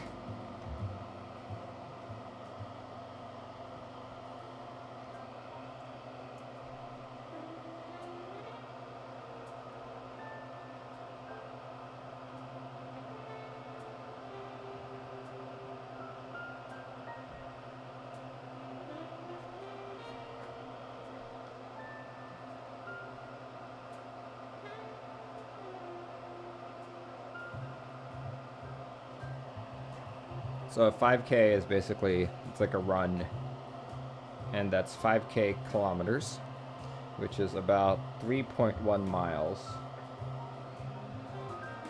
So far, I'm able to do up to 2.7, and I'm just like, I'm like dying at 2.7, but hopefully in another month or so, I'll be able to do a 5K super easily. 2.7 miles. So I guess 3.1 miles easily.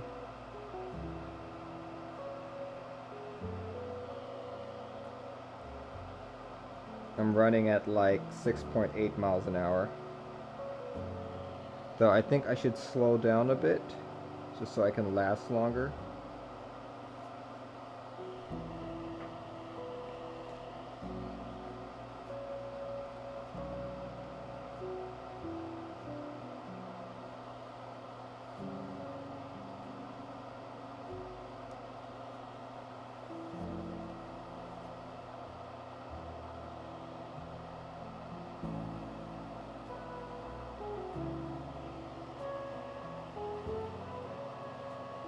One saved this. Only 5K I could do is how fat I could eat 5K calories. Oh jeez. Wait till you see the marshmallow switch. It's cute too. Yeah, super cute. I actually didn't get any marshmallows. I have like so many switches that are supposed to go in boards that I'm waiting for. And it's like, I feel like the longer you wait to build something, you end up waiting even longer because switches keep coming out, keyboards keep coming out, and you're like, ah! Waiting for that perfect build and all that. I'm beginning to learn that I should just build boards as they come and not wait too long for them.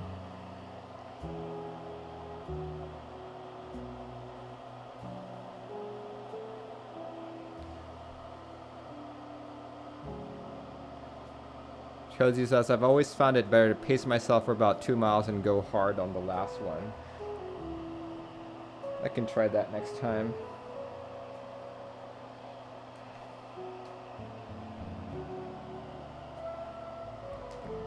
Alright.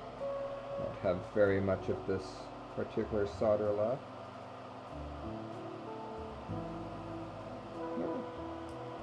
Alright. Time to pull out the next one.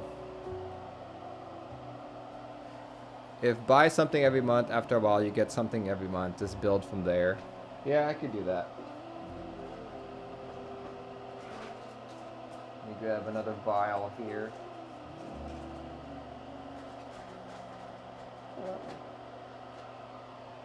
Another vial.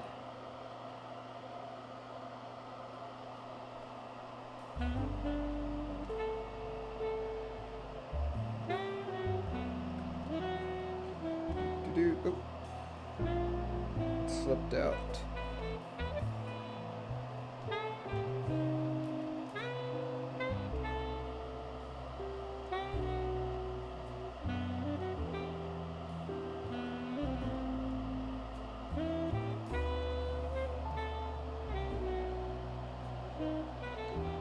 All right.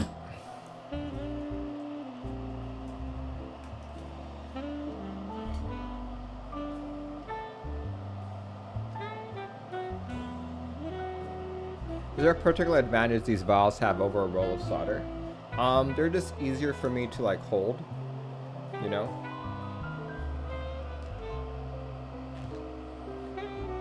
There's no other advantage other than that.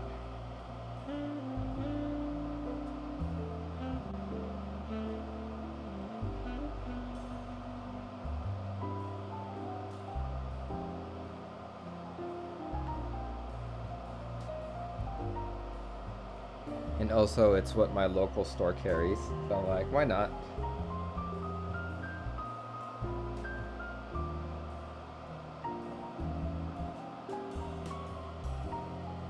The reels are real nice. I like it.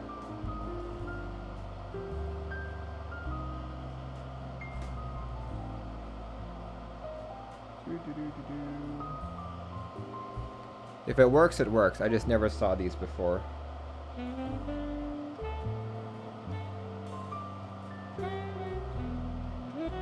Vials of solder.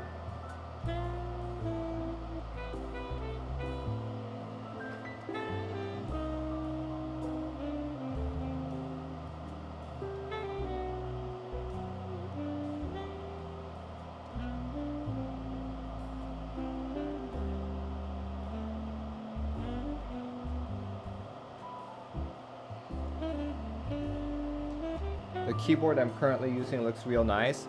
This is an NK65 with Helios actually, which is the reason why I'm using it right now. Once I finish building this, I'm going to compare it to that. So top mount versus hybrid top / tray mount.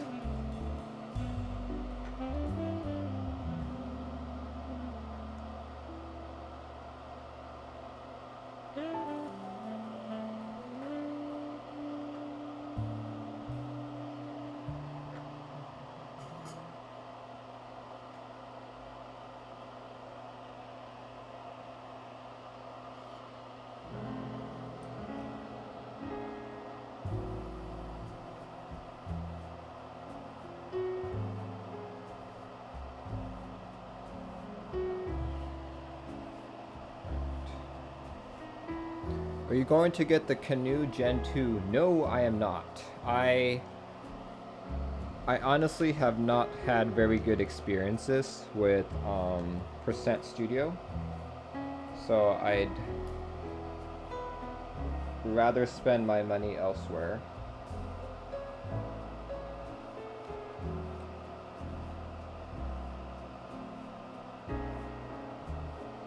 So for those of you in the know, like the Canoe, like the very first Canoes, and even successive ones didn't really have good PCBs.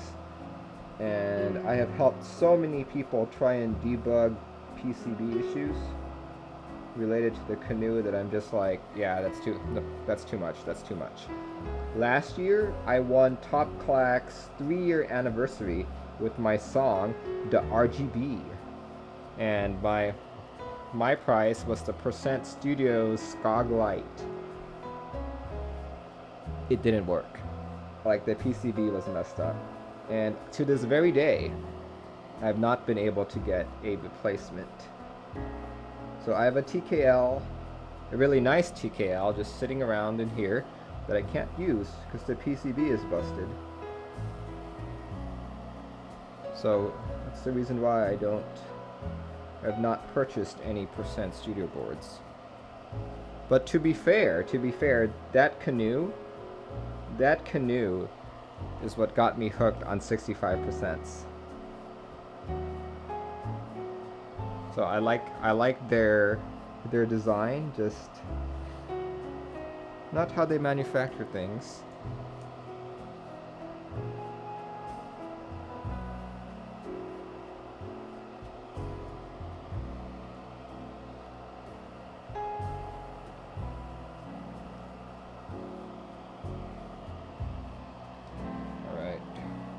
Looks like that entire row was flush. I didn't feel any of the switches move at all, which is great.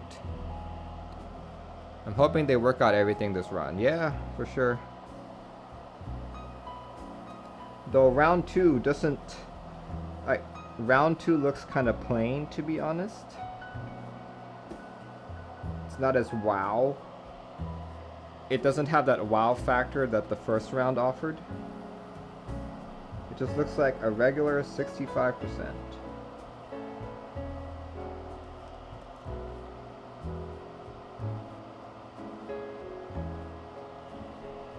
Like, I feel like even if the PCB was like made by Wilbur or something, probably still wouldn't buy it.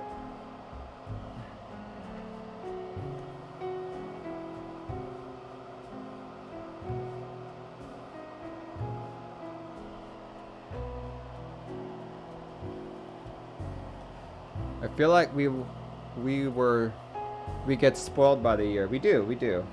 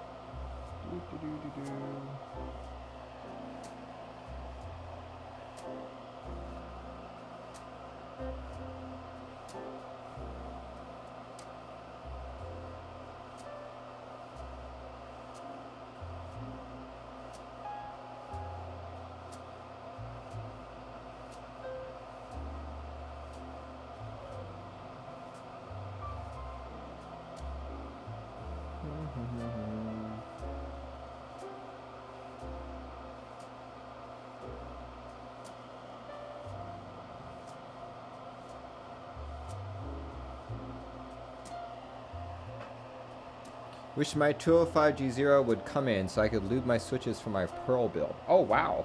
I have not heard of that board for a very, very long time.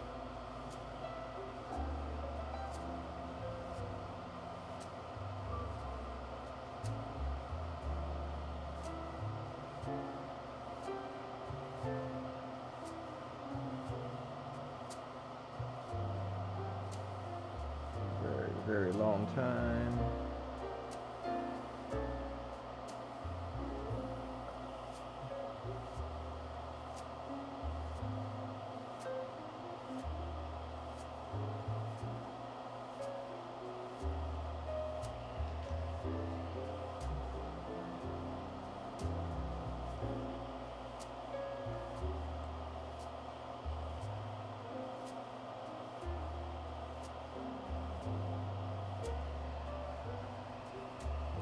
Picked up an acrylic one.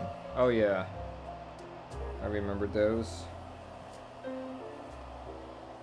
Let's see. Pork Chop Express, thanks for joining in.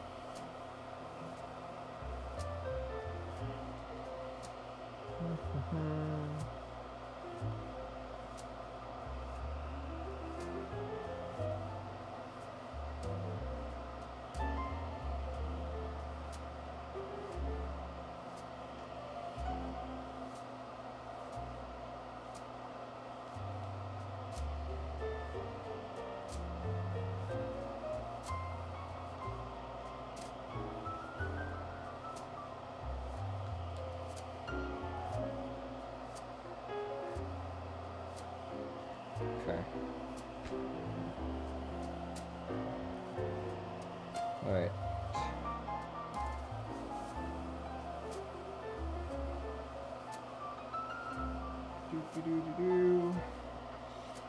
Almost done soldering.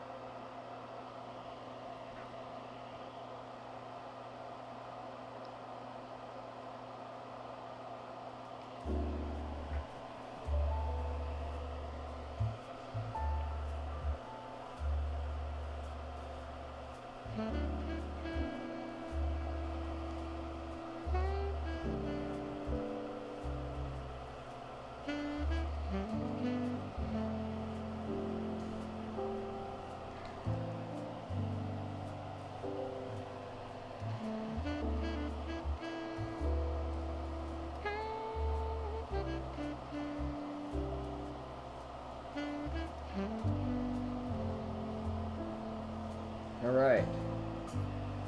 Can put in the rest of the switches that I skipped earlier. Perfect. Okay. She wanted split backspace. Let's put that in.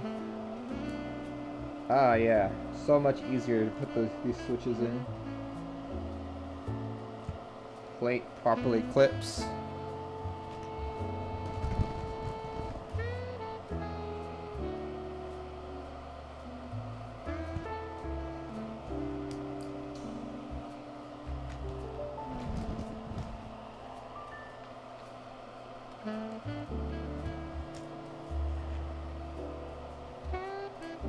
Go. What else? Enter key.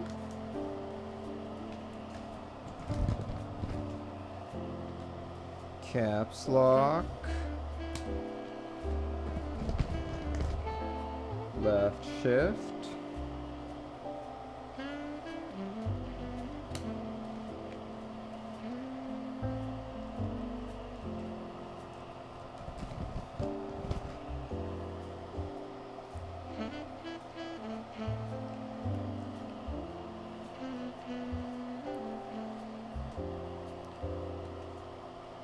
Oh man, that's not clipping in properly. Go. Ugh. There we go. There we go. There it works. Okay. That's good. Let me solder in those guys first.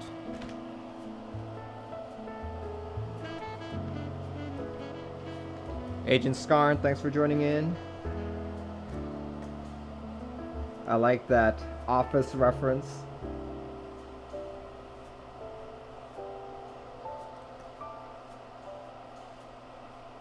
It's probably like one of my favorite shows ever.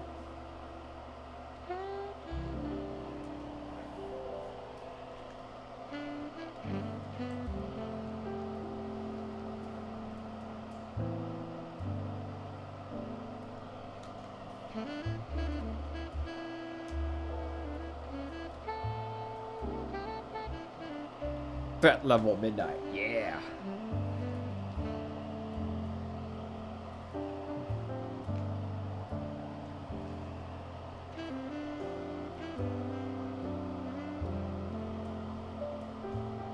With the golden face.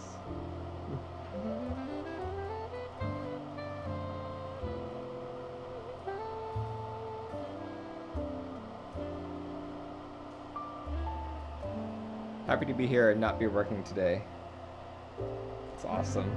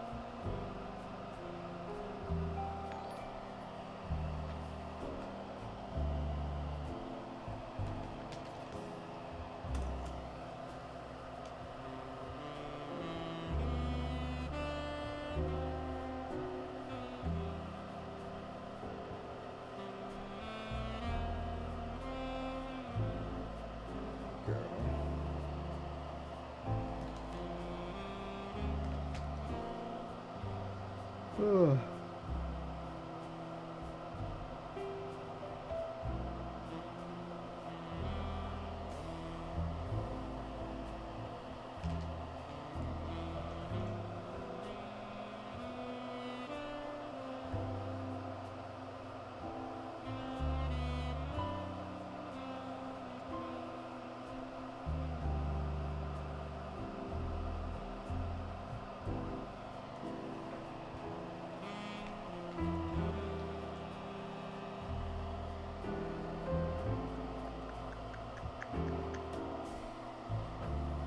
Let's say almost done.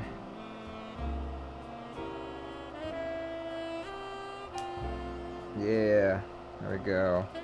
Not sure if you guys heard that click, but that is exactly why I'm soldering the way I do. Instead of soldering both legs, I solder one leg, then I reflow it as I'm pushing on it. There we go. Heard it again right there. All switches are guaranteed to be flush this way.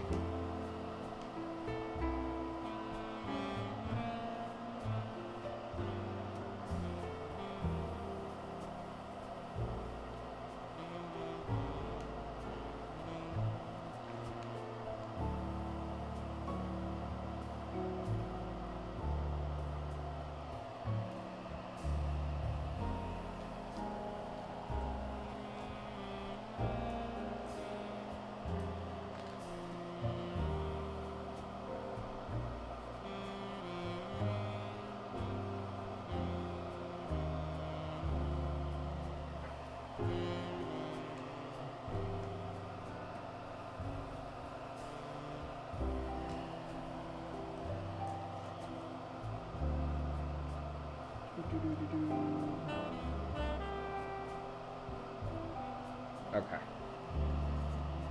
Alright, I'm just gonna double check, make sure I have the right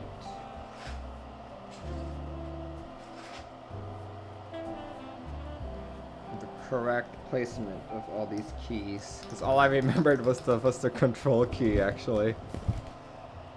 There we go. Let's just do that.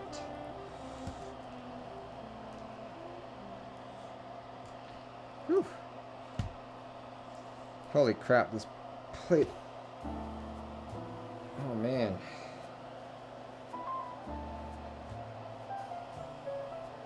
There we go. Okay.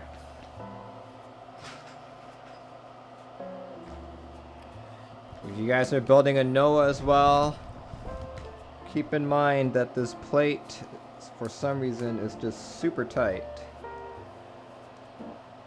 It's not just because I'm using Telios. It was the same with the vintage blacks that I had. Or I mean, like the retooled blacks that I had.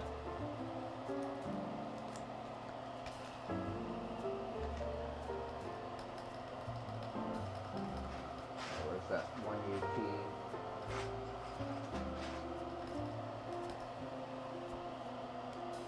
Here we go.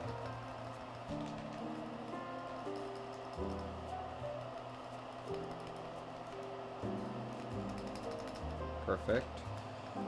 And now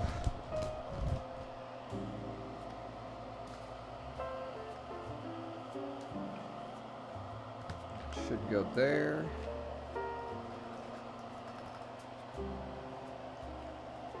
Oops, not there actually. Oof. That's why you check before you solder. Check the layout before you solder, guys.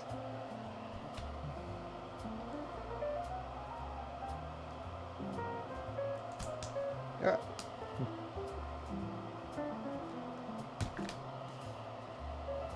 Goes in there. There we go.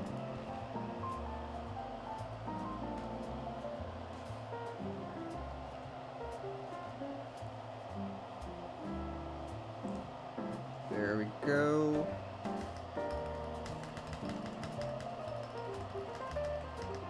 Okay. I'm just gonna leave the keys on while I solder, so I can actually push the switches a lot easier.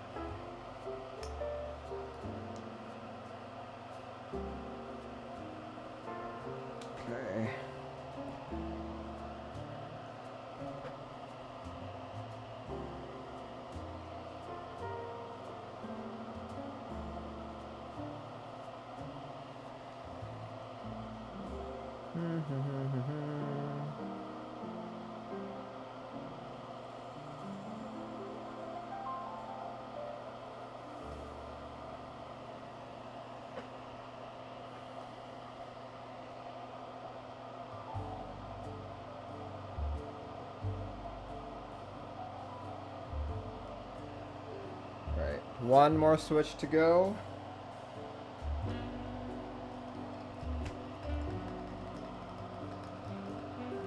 I'm assuming she wants it as 1.5U.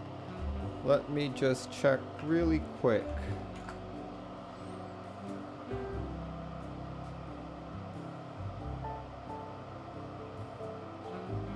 Let me just check really quick.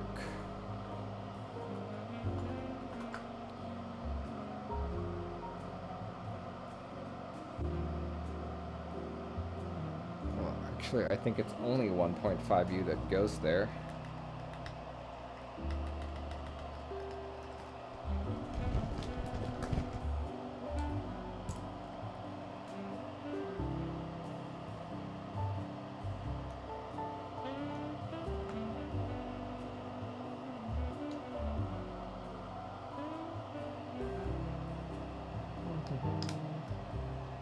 There we go.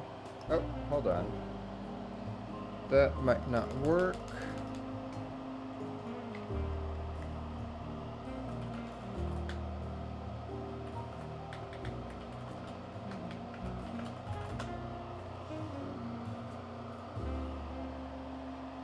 I'm just taking a look at the layouts here to be absolutely sure. Yeah, it's a 1.5U. 1.5, 1. Yep, 1.5. Huh. Not 100% sure. Try putting it closer. Put it closer. Does not fit that way. Yeah, it's got to be that. It's really only one possibility.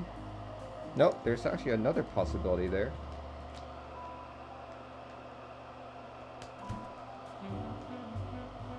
Let's aim for that hole. There we go. That hole right there. There we go. That makes more sense.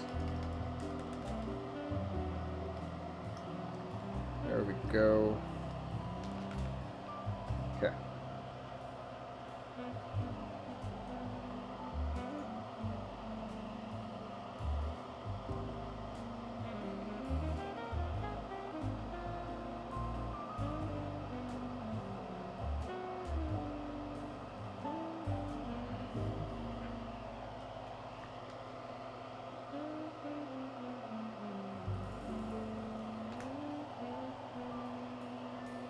And the final pin to solder. There we go. Should be done soldering. Let me just examine all of my solder points, make sure they look nice and conical, that I didn't miss any.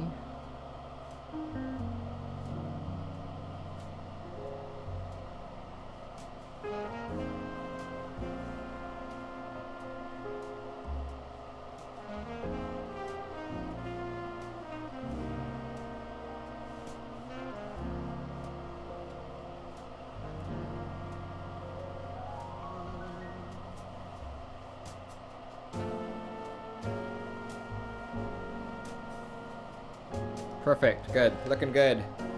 The struggle with the universal bottom rows. Okay, all right. Let's see.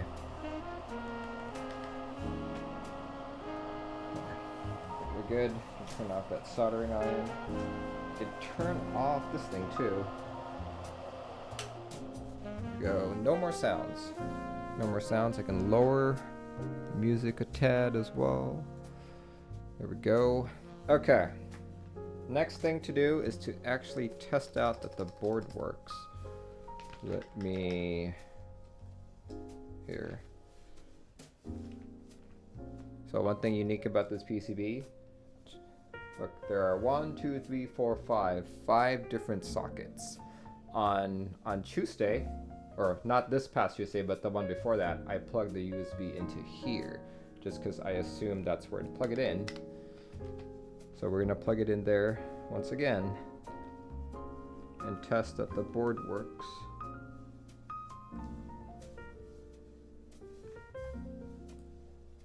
go.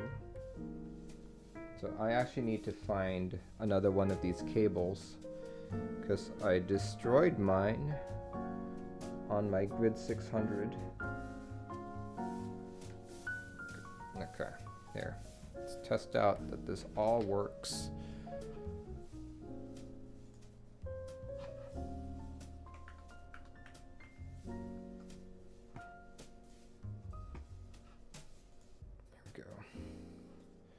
Need to unplug my main board right now. And here goes.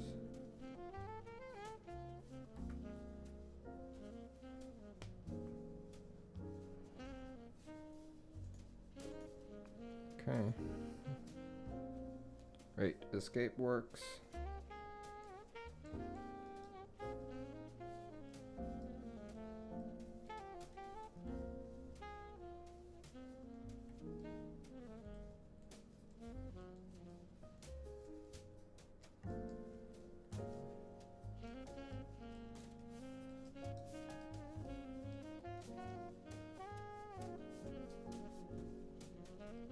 So far, so good.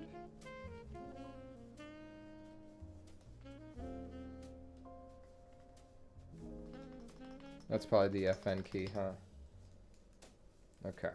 So one thing that a lot of people don't realize is, like, how do you test an FN key on QMK configurator?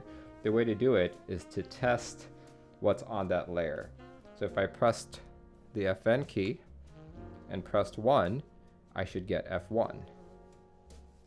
There we go. F1, F2, F3, F4. Perfect. So it works. It works. Everything works. I can unplug this now. Okay, we can unplug. The board works. Hooray. Celebrate. We can put the board all together. We can do all of that.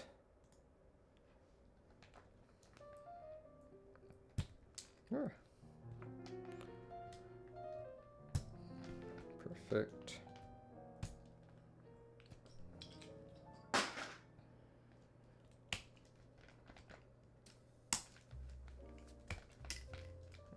There we go.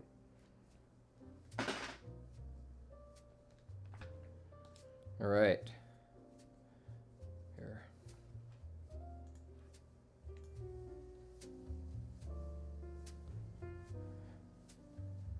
Check it out, guys. All done. All soldered. PCB works and everything. All that's left is to put it into its actual case.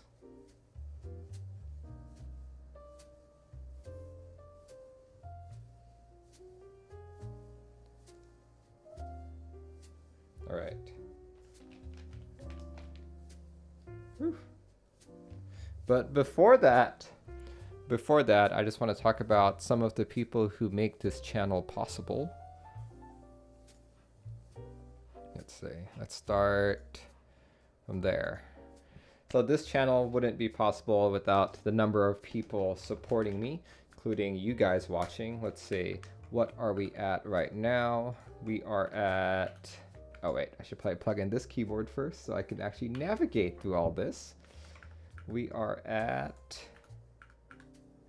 81 viewers. Yeah, thanks guys for all tuning in and watching. But beyond you guys, I also have a bunch of sponsors who make this channel possible. The first one is Zeal PC. In fact, the switches that you see me building this board with are from Zeal PC. He is a retailer based out of Vancouver, Canada, and he's known for all of his really smooth switches. A bit expensive, but I definitely highly recommend them. They're super smooth and coincidentally always in stock. My next sponsor is Dixie Mech. If you've never heard of Dixie Mech, he is a retailer out of Alabama in the United States. He's most popular for a bunch of key sets that he's selling, including Moto Light. I believe, let's see, when does Moto Light end? I believe it's tomorrow. Tomorrow is when Moto Light ends. So if you're interested about purchasing this keyboard, March 1st actually, yeah, March 1st. definitely check it out. $99 for the base set. You can also buy a desk mat, a Rama exclusive keycap, and a GMK Modern Dolce themed light cable. But more importantly about Dixie Mech, he's running an event called Mech Madness. If you've never heard of Mech Madness, today is the last day to actually register. So the way this works is, this is a play on March Madness, which is a basketball tournament here in the United States. But instead of basketball, we're going to be competing with keyboards, key sets, and desk mats. So basically you make like your own bracket, which is due today, if I haven't said that yet. And during the entire month of March, people will get to vote on Instagram, I believe, to vote on which key set beats which key set, which keyboard beats which keyboard, which desk mat beats which desk mat. And if you are right, if your brackets are great and all, you have a chance for prizes. If you have a perfect bracket, you get a polycarbonate Bauer keyboard kit. And let's see, let's just open up the rest of these while we're at it. If you win the key set, you get a Linus Tech Tips signed Bauer Salvin Brass keycaps kit. See how it's not playing the video anymore, but it used to play LTT stuff here. And you have a second place, third place, fourth place, fifth place even, but first place is a Bauer. If you win the keyboard bracket, you get any future Keycult keyboard. Any future Keycult keyboard. I'm assuming this is going to be 60%, TKL, 65, any future one, possibly even a full-sized, who knows. And if you win the desk mat one, you get a TGR Alice 2020 edition. So definitely check this out. Today is the last day to fill out your brackets. Once March 1st hits, you will no longer be able to participate. You can still vote though. You can still vote on Instagram and all the other social media platforms that this is running on. Lagger says, I'm so nervous about my bracket. 707 Jam says, where do I go to submit a bracket? Here, let me pick that out for you. Here we go. I believe it is, here we go, this page. Just go to this page, which I'll be linking in chat. Click submit. Click submit. Register and like all that. Then if you click on tournaments, you will see all the ones that you are eligible on. Because I'm not signed in, we're not seeing everything that I clicked on. But yeah, that's all there is to it. Just keep on clicking tournaments, because each of these, like the key set, the keyboard, and the desk mat, all of them are separate tournaments. So make sure that you hit all of them for more chances of winning.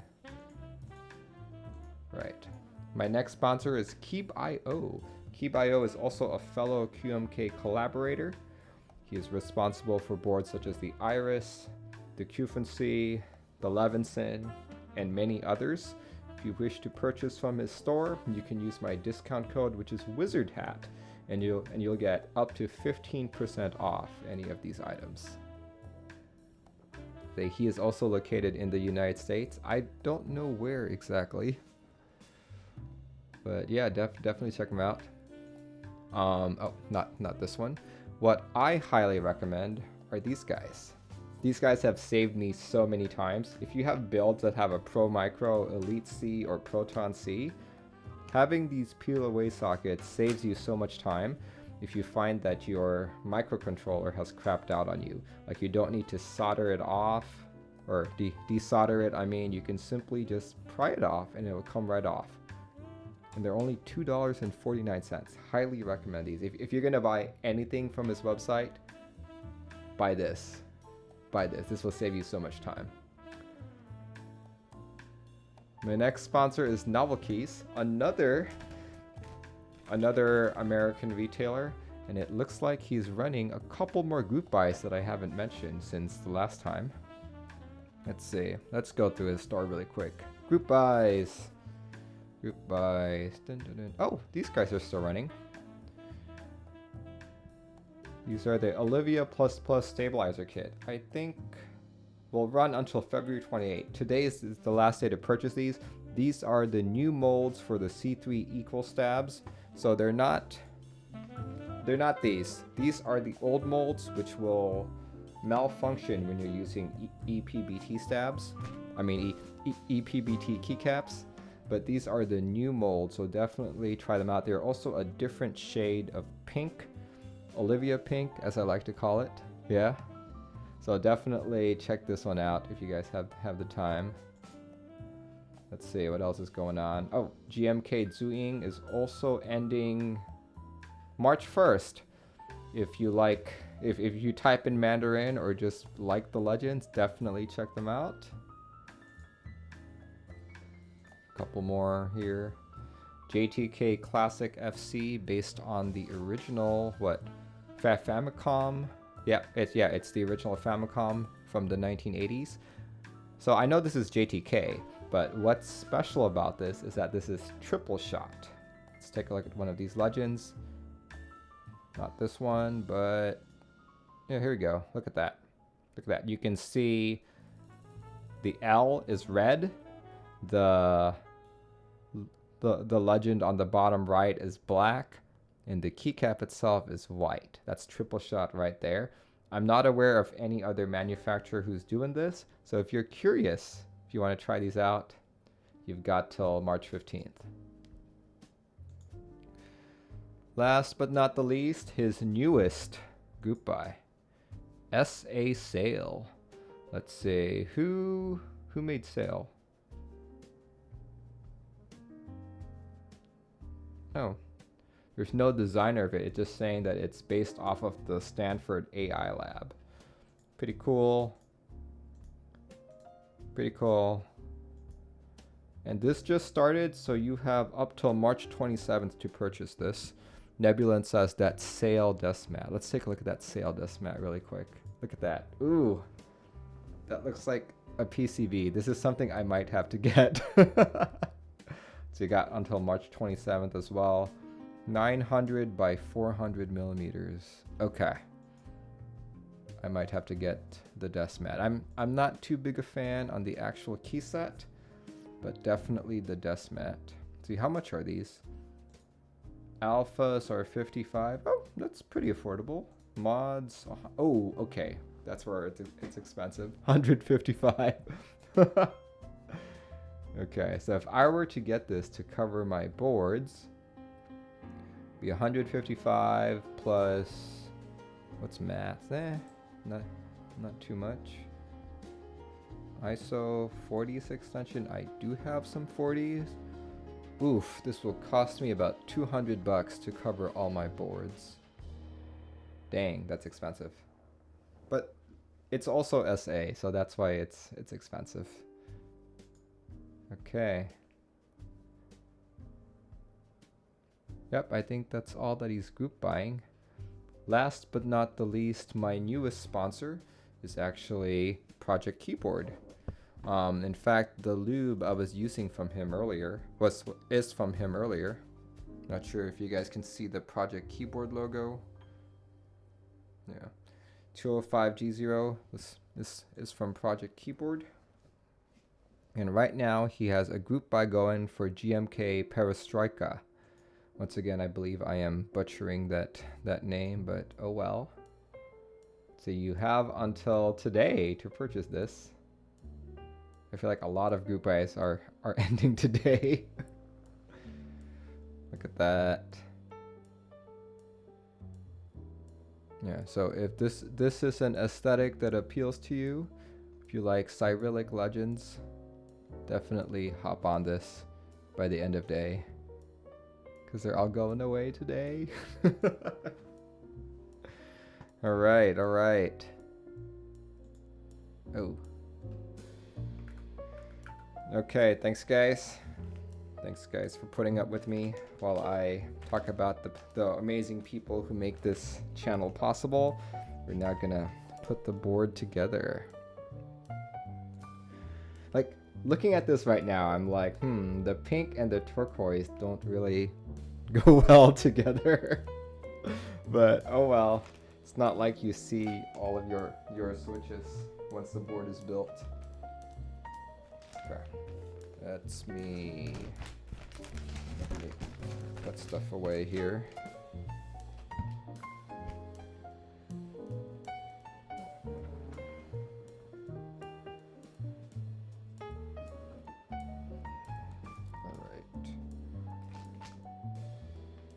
The top mount case.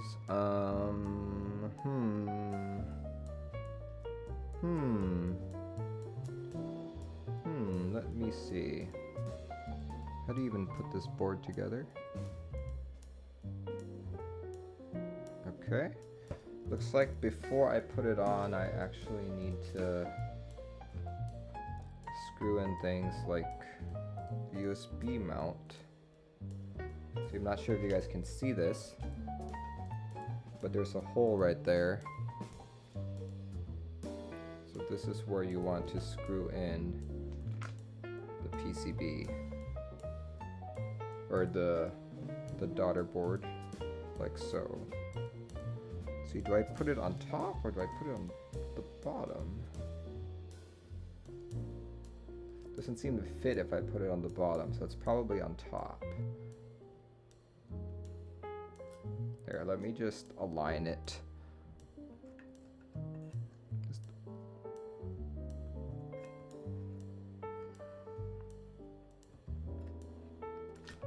Okay, let's see.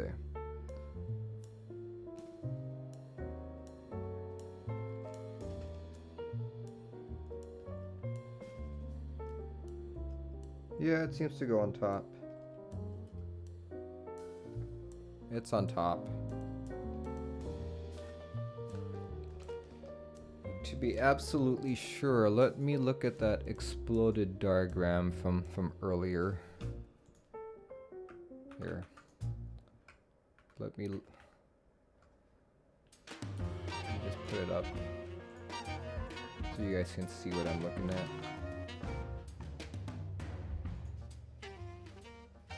I got this exploded diagram right here.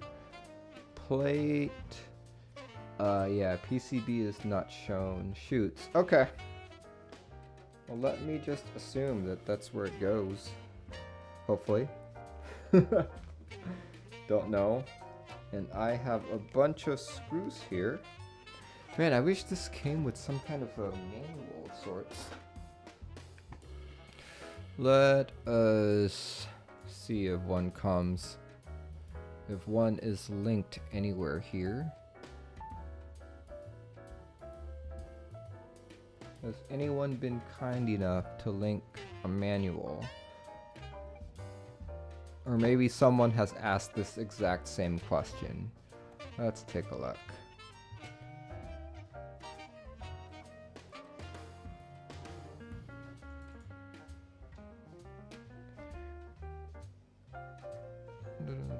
Just skimming through all of these messages. Someone's bound to ask, where do I apply the USB port?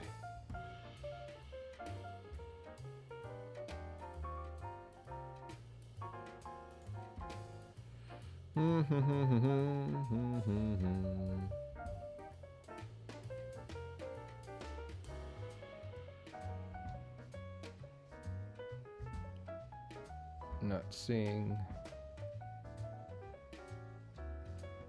Actually, I have an idea. Someone actually posted this same question on Discord. Let me just wander through a few messages.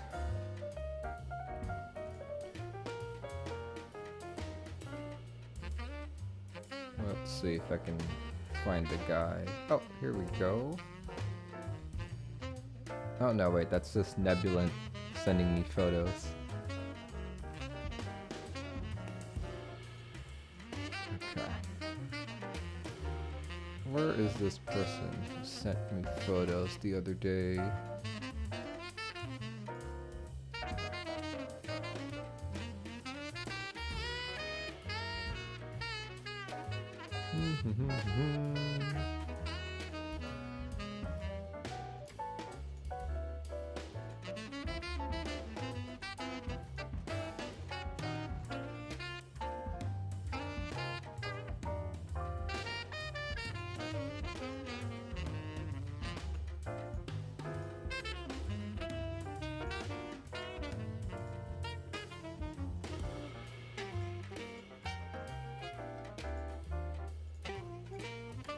Aha, there we go.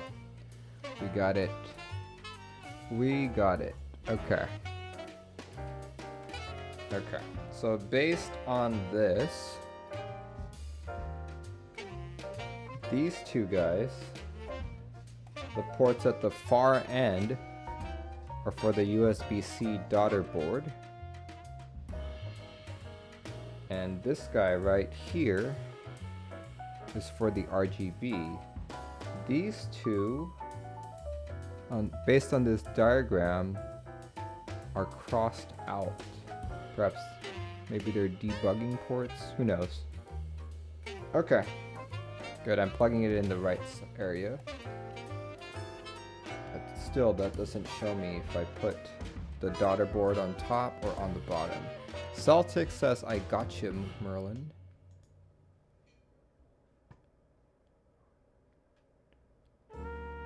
Okay, Tenturo just sent me something.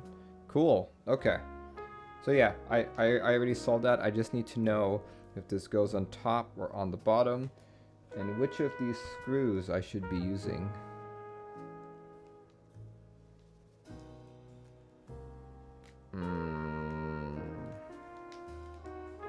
Very interesting.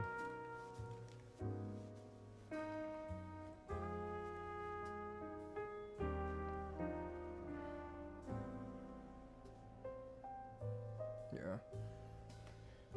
All right. We're gonna think about this. I'm gonna spend some time thinking about this. So obviously, this guy right here needs to go in first over here. Okay, let me grab some scissors. Hydrus P, thanks for joining in.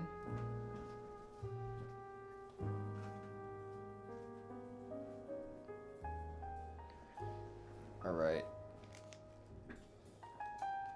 You know, if you have a board that's not built regularly, it would behoove you to include instructions. Like if you can't properly like explain it, you could still at least put photos. Photos would be better than nothing. Hydra says, cute hat, thank you.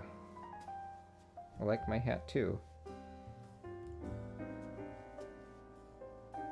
Asking someone who has built to join. Alright.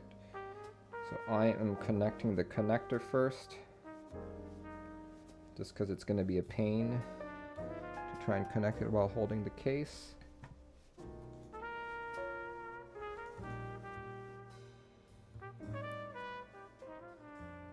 And of course, people are messaging me on Discord already, seeing that I'm on.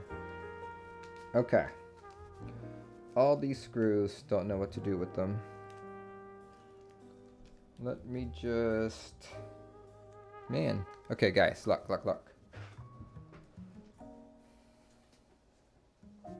This is what I'm confused about. What are these screws for? Like, obviously they are for the daughter boards, but which one's which? Then you've got this part here. What are these three items? It's very confusing. Very confusing. I'm assuming some of them are standoffs? Who knows?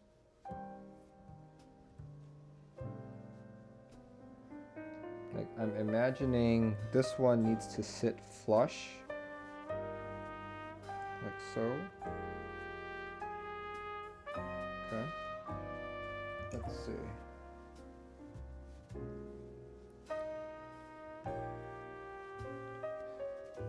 Kunum Zach, thanks for showing up. Hey. What can you tell me about these? This is what I'm confused about, what the screws are. There are 3 components here on the right. Then there's different screw sizes here.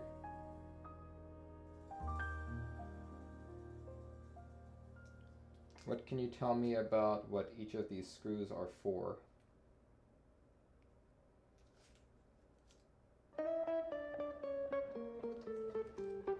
The right components are extras. Okay. So these are extras. These 3 guys, oh sorry, these 3 guys are like extras. Okay, that's fine. But how about all these? Hey Xander, how's it going? Perfect, okay. Here, I'm gonna pull out some components and I'm gonna ask what each of them are for. Let's do this. Okay. What are these 2 components for?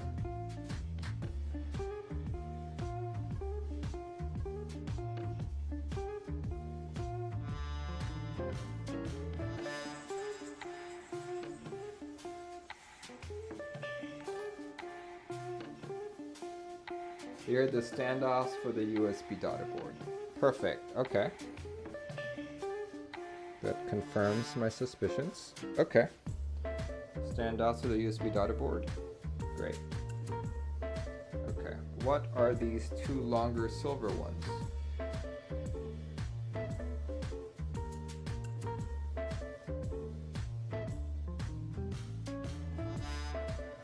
Oh, interesting. Okay. These are extras for the back plate. Okay, I have enough screws. Let's put them aside for now. Perfect. What are these blacks? Oh, hold on. These are 2 different. They're 2 different. If that's the case, what are these 2 screws for with the hex bit on top?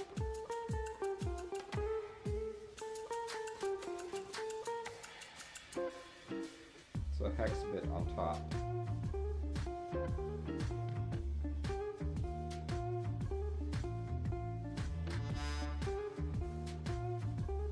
I'm pretty sure those are for the light board. Okay, the hex bit is for the light board. Okay, dude, just want to say thank you again for being here. Okay, now 2 black screws with Phillips head.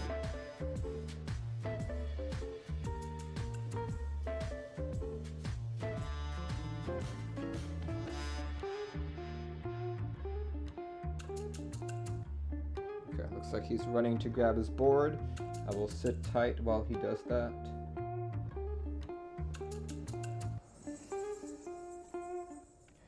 But cool, that explains a lot. Those are the screws for the daughter board to screw into the standoff. These guys, okay. Huh, okay, now so that's confusing to me now. Oh, these standoffs, okay. That makes more sense. Makes sense.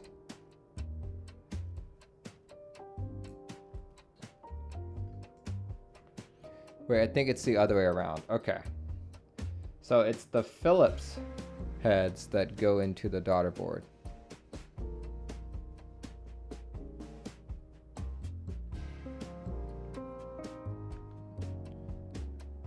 The hex is for the USB daughter board, and the Phillips head are for the light board. Okay, perfect.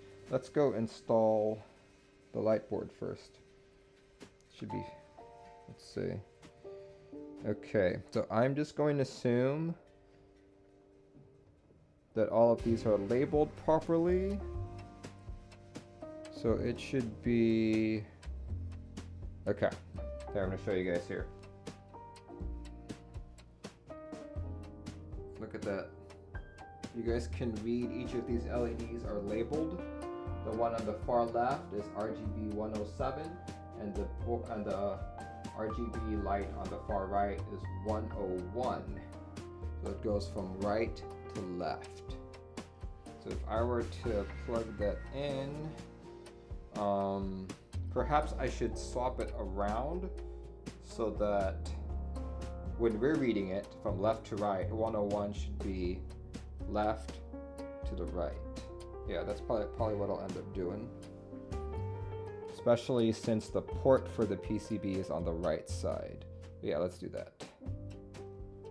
Let's do that. Actually, I can't do that. It only goes one way, because the standoffs are only in one position. Okay, I guess it's going to be upside down then. Oh well. Let me grab my screwdriver.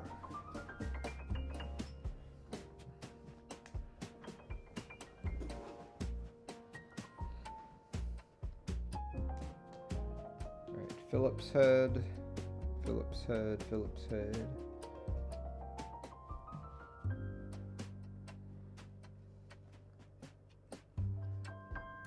Phillips head.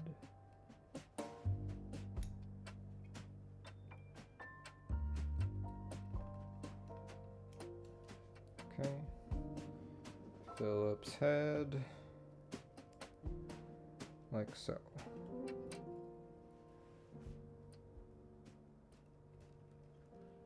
Let's put all of that on.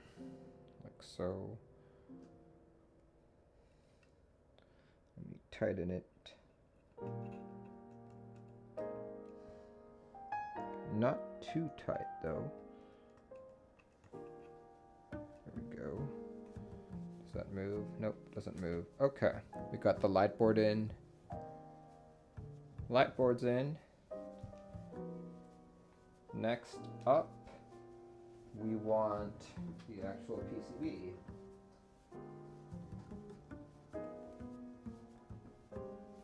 Okay.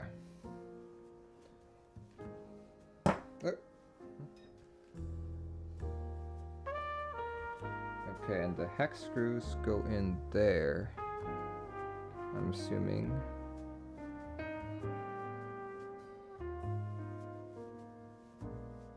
Okay.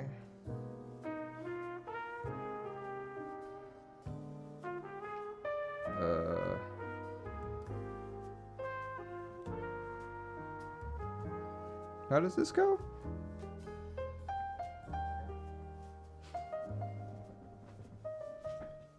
Okay, if it's a standoff, I'd recommend cutting a little bit of the packaging film and making it burger mount. What? Okay. So how does this go? You're saying it's friction mount? So does that mean I screw the standoffs on? What?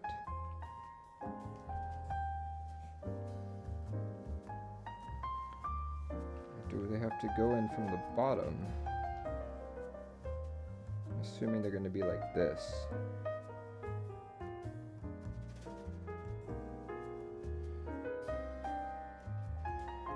Screw from the top and standoffs on the bottom. So literally it's just standing like that.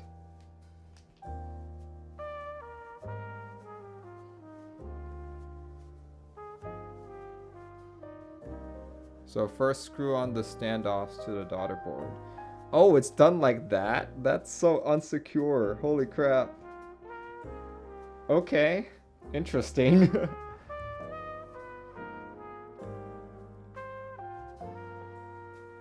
Wow. That's really not secure. Daughter board should be touching the PCB. Oh, okay. So you guys are not in agreement as to how it should be put together.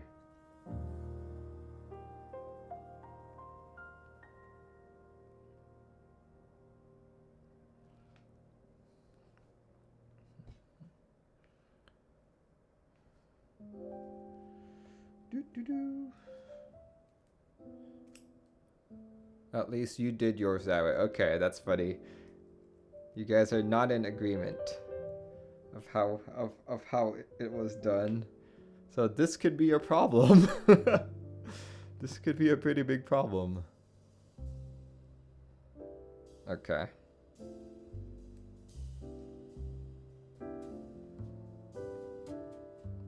Okay, let me just play around here. So the small protruding end, that end has to go into the PCB, otherwise it won't be secure.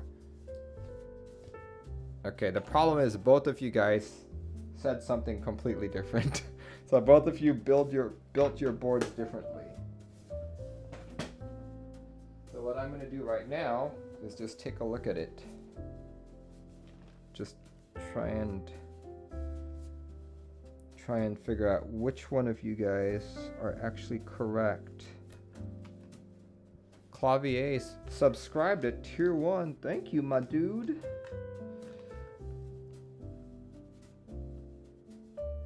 Okay, there's not much clearance there.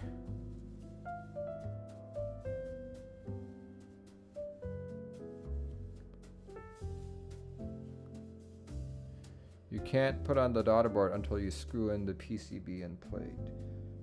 Okay. Alright, so guys, I'm looking at it right now. Here, and I explain what I'm seeing here. So I haven't completely screwed in the PCB and plate, but it's currently resting. This is as far as it will go. If you look at where that hole is, and you see where the PCB is right there, you'll see that the daughter board has to sit flush on it. Either flush or very, very little. That's what I'm seeing.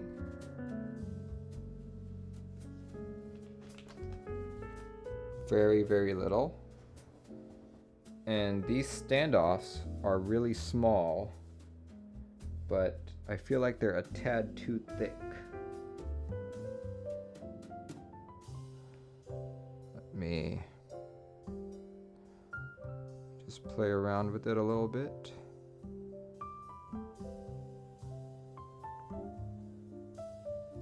Okay.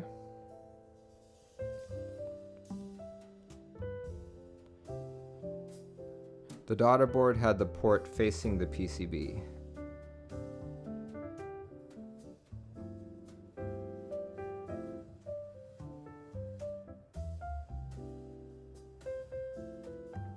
That would cover the gap.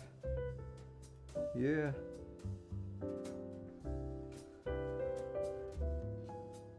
Let's see. Let me just look at it from the back here. Okay. So right now, I've actually got that lined up with the hole. So that means how much of a gap needs to happen here. That is a... okay. So it needs to be raised by exactly how thick that plug is. So we're going to figure out how this works. Okay. From the looks of it, these standoffs look too thick for that.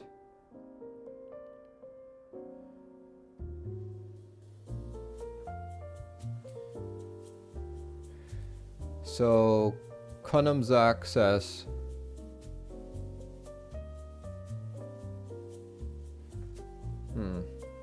okay. Just gonna...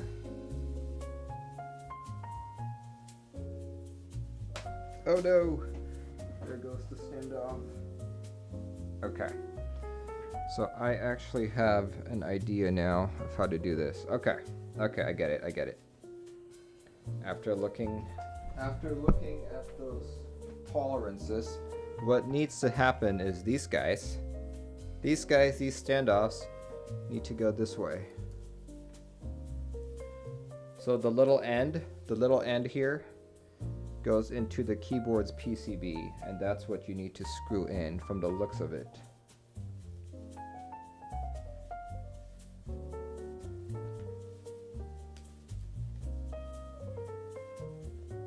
Actually, no, it doesn't screw into the PCB. The top part of it screws into the PCB, I mean, into the daughter board's PCB. That's what needs to happen. That is what needs to happen. Okay, I got it. I got it now. That took a little bit of brain power. But we got it now, guys. Yeah. Now it makes sense how this all comes together. Now it makes sense. The world makes sense.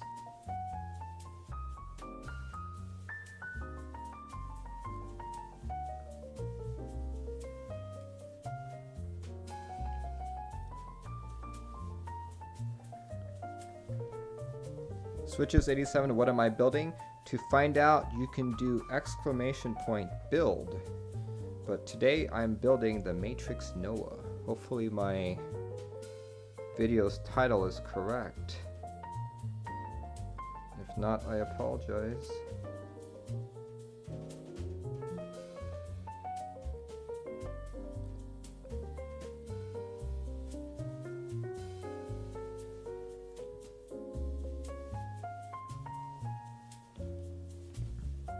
Alright. Zach. I think you are like RJ Vengod. I suspect you might have built yours incorrectly. But here, this is what it's supposed to look like. Right there. See, this is the USB daughter board. Looks like that. Screwed in like that. And these two holes right here, I mean these two notches fit into the PCB. There we go, let's do that. Let's take care of that right now.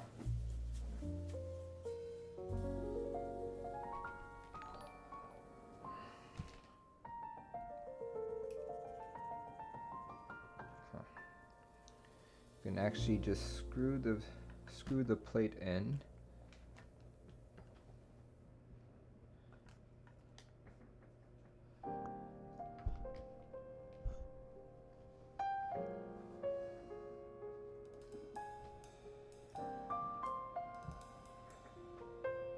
Screw the plate in.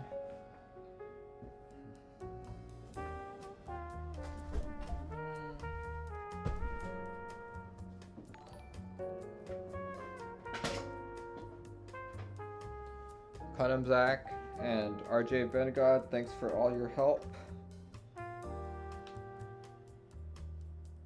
It was super helpful. Thank you for taking a moment out of your day to assist me.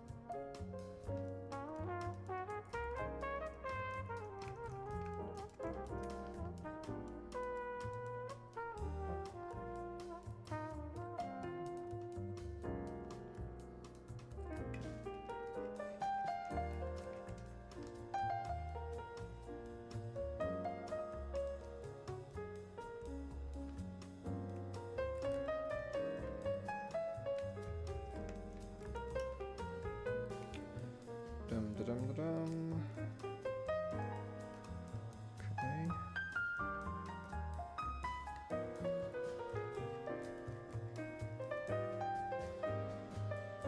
All right. All screwed in. Tighten them up a little bit more.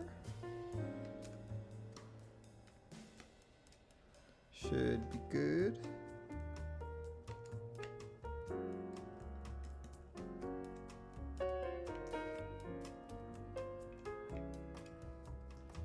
Alright, there we go. Start plugging in right here. Would you ever consider a sleeper build? What do you mean by a sleeper build?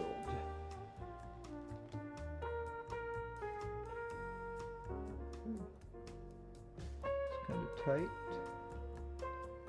Wait, is this a longer cable by any chance? Nope, cable length is just the same. I'm gonna have to do this.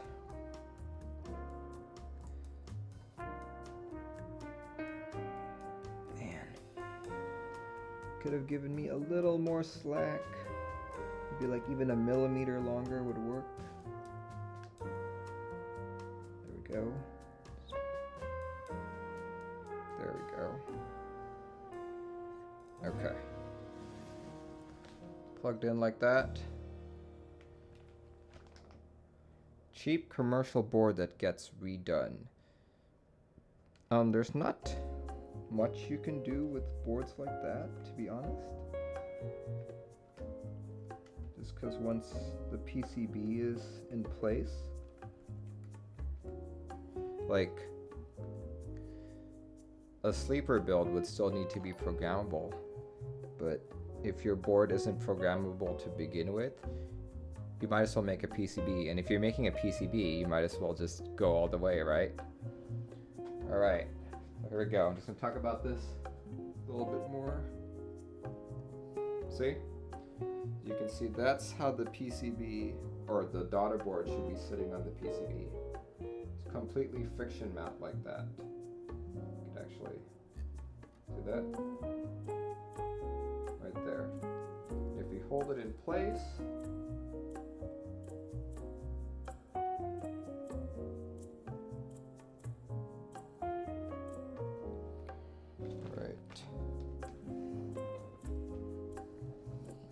okay, let's go plug it in.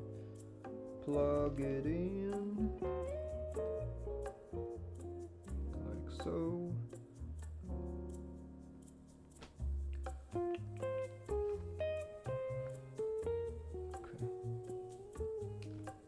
Alright. Okay. So my question is, that still does fall off. Hopefully there's something on the back here that keeps it in place.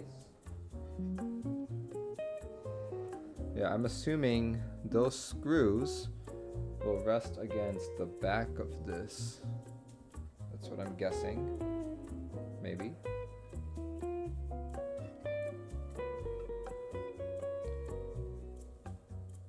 Hopefully. Let's see. Let us see.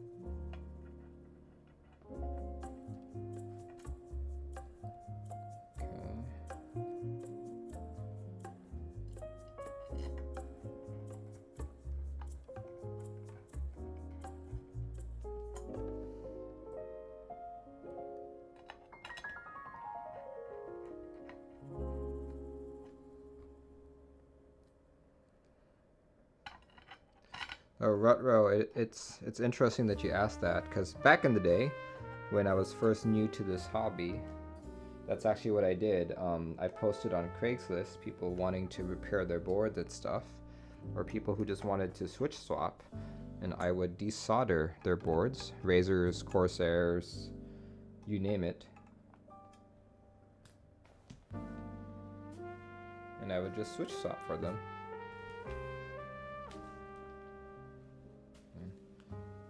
There we go. Okay. that logo here is kind of loose. Let me fix it up.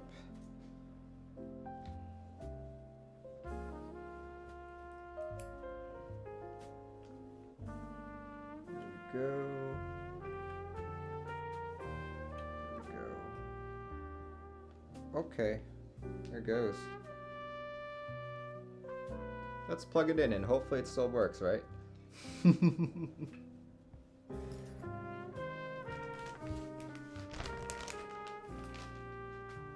Let's plug it in, hopefully it still works. Right, let me just change out my little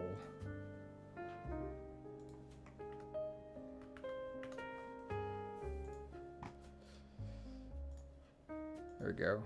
Let's reset. Hopefully everything still works, maybe. Oh man, that USB port feels really loose. Oh, look at that, it's all green. The lighting works. Excellent. Now, does the actual PCB still work?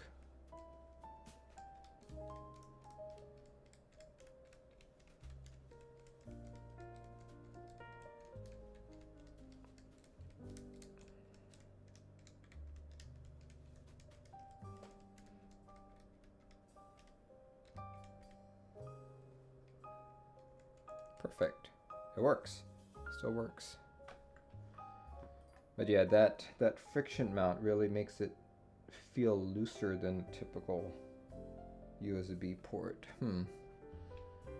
Not sure I like that feeling. It's kind of worrisome actually. You thought it was still an IC? Well, I have a Matrix Noah right here and I know it's not an IC. All right. Shall we put on some keycaps and do a typing test? You can hear some ping from the case right now.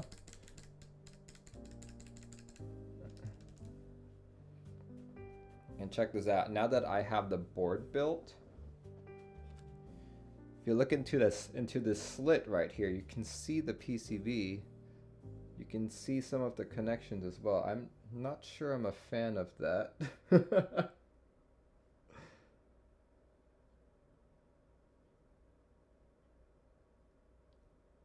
Yeah, you can totally see the PCB.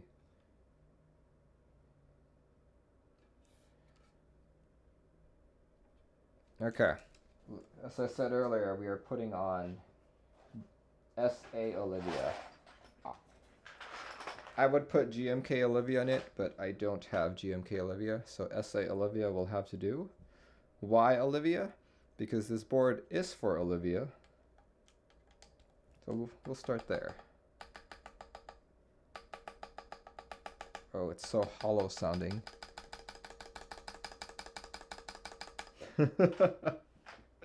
Oh well. I'm gonna say it's because I'm using SA, not necessarily because of the board, but because I'm using SA. Depleted Vespine says, wait a sec, this isn't switch hitter. It's not, it's QMK configurator's test mode.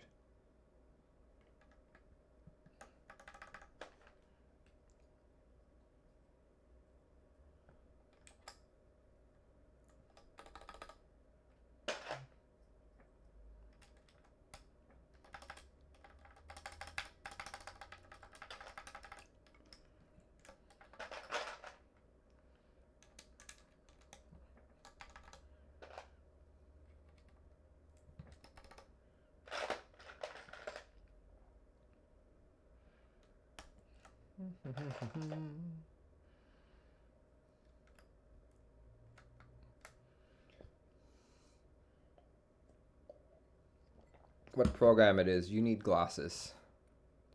Yeah, well, it's not relevant right now because I'm done testing it. But yeah, it's in QMK configurator.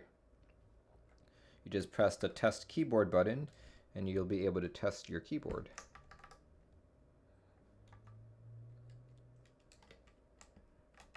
It's a new feature that we implemented probably mid 2018.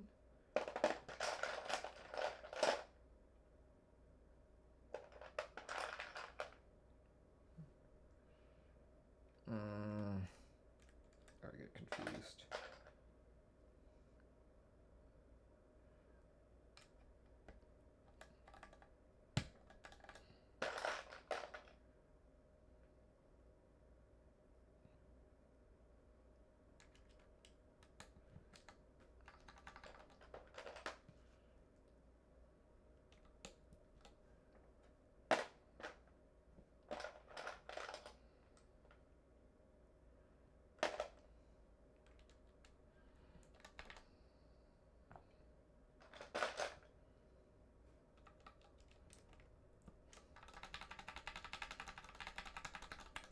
Very hollow sounding board so far.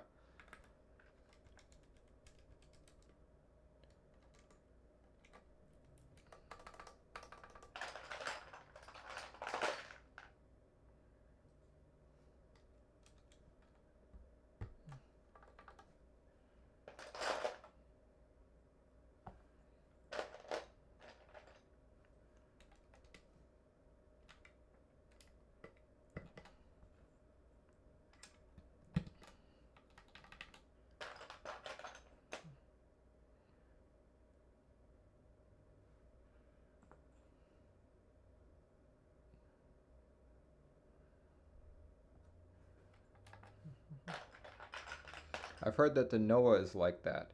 Well, that's good then, because I was a little bit concerned. Like, did I forget a part or something? Who knows?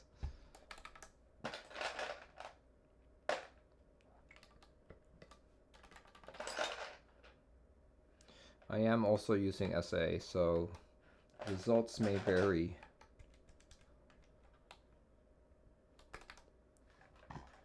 Alright, I'm not sure if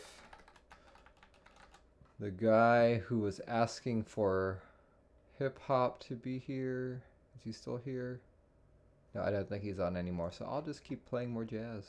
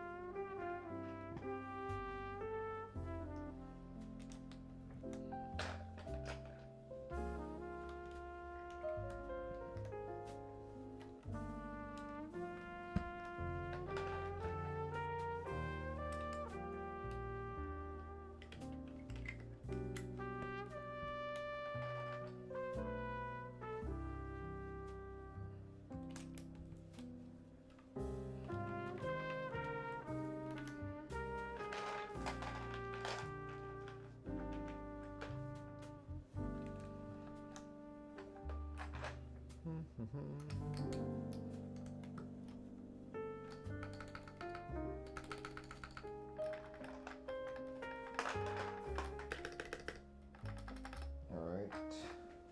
Need more keys. Need more keys. Go. That's it.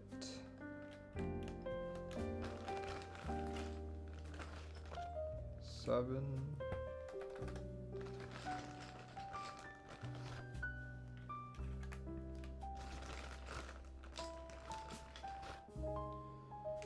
Do-do-do.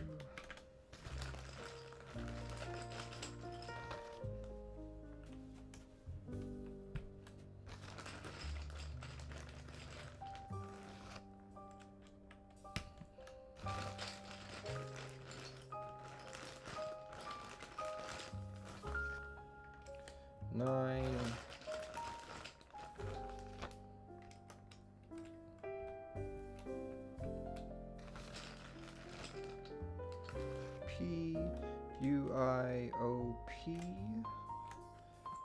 UI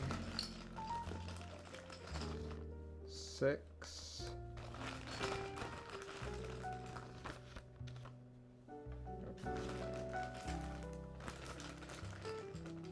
U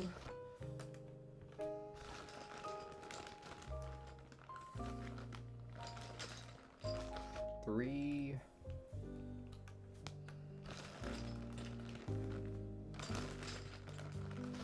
let's give it a pink escape right there. That's good.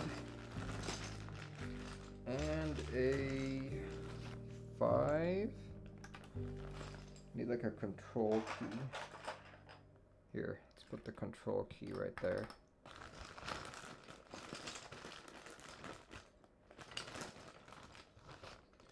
Let's put the shift.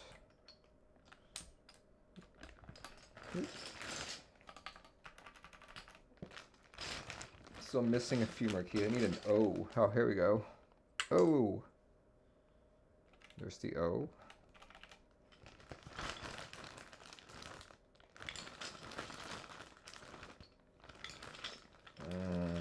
Okay.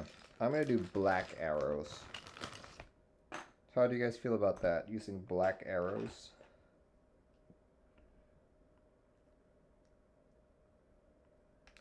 Black arrow keys.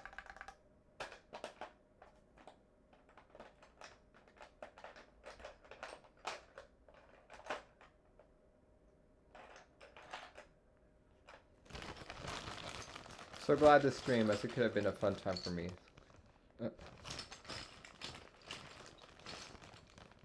Yeah, I know, man. It's interesting. I think the biggest thing that tripped me up was the placement of that USB-C daughter board. There we go, another black arrow. That seems to be left.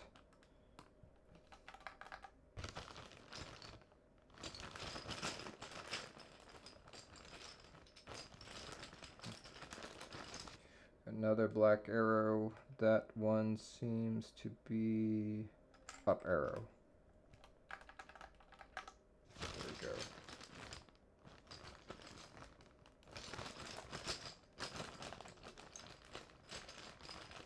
Let's find all the black ones. Here we go. Black. All black like that. Okay. I wonder if SA Olivia has a 1.5U FN key. Probably not. For the time being, I'll just make it an alt like that.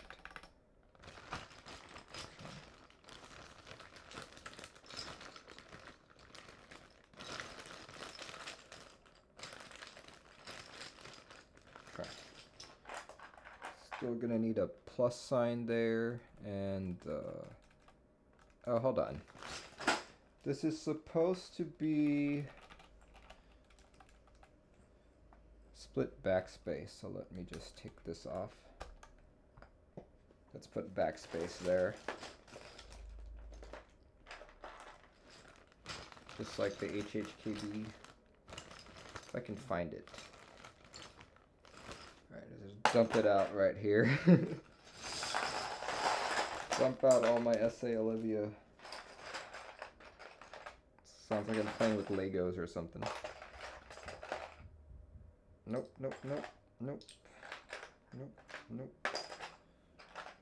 Where is that plus key? What the heck?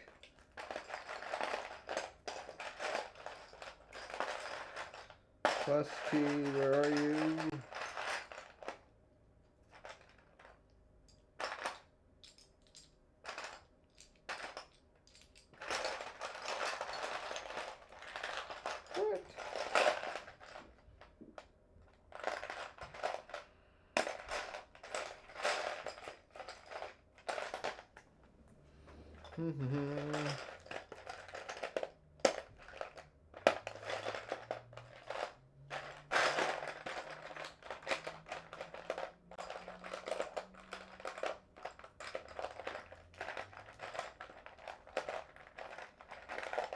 That is quite odd as to why I can't find my plus key.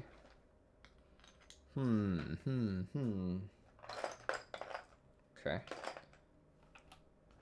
There should be a, hold on. Just want to make sure that SA Olivia has those keys. I'm not just blindly searching for them. Okay, according to this chart, shoots.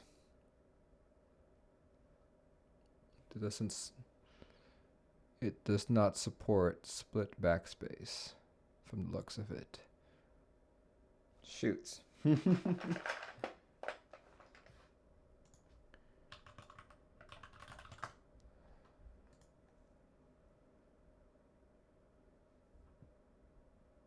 It does, Merlin. It does. Does it? The key is just delete. I'm not seeing a white delete. That's the thing. That's the problem.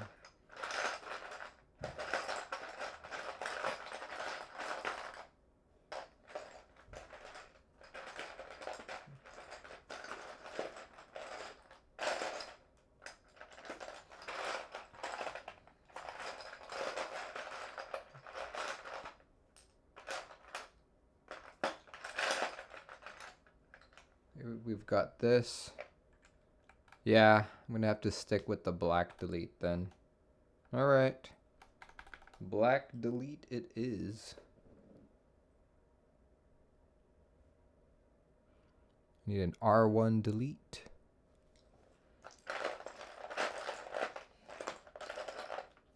R1 delete, where are you?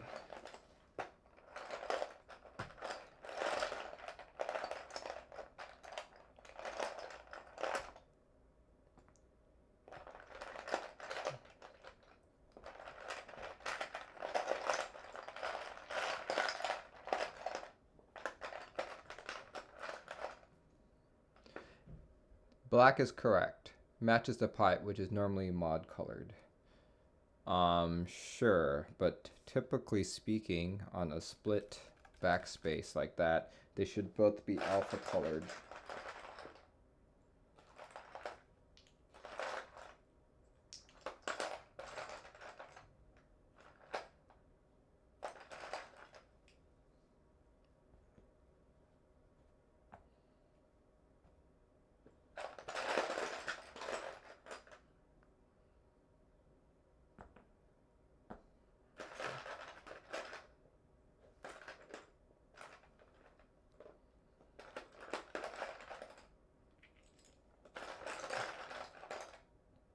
Aha, I see a del and a delete. It's possibly this delete key. I'll have to deal with that right now.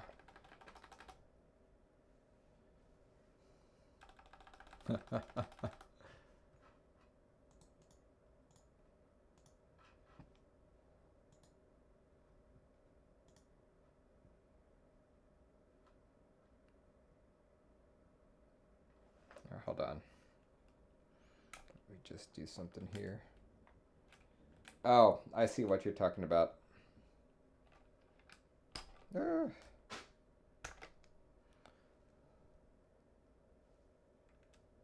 do that. And then I thought you were talking about like the split backspace delete, not the actual delete key. Which I still haven't. Oh, there we go. There we go. Okay, how should I do these other ones? We are gonna do home and page up, page down. Do I have a row 1 home? Yes, I do. Row 1 home. I need a row 4 end.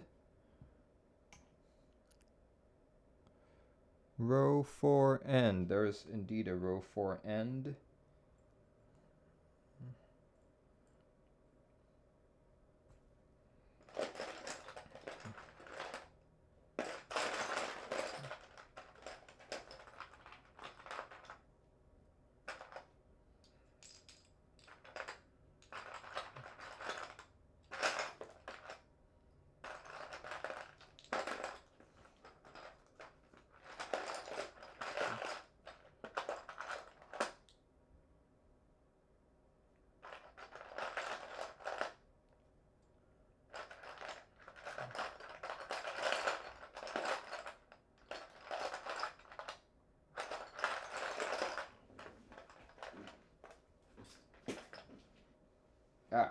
Oh, here we go. Check it out, guys. I need to actually pull these keys out.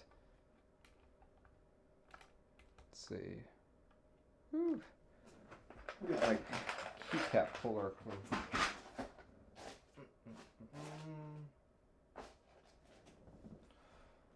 Hold on, where did my keycap puller go? Oh well, let's use this one.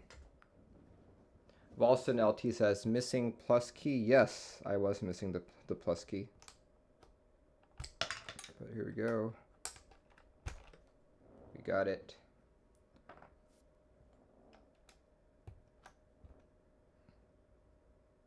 We got it. What I'm looking for right now is a row 4 end key in my little tray here.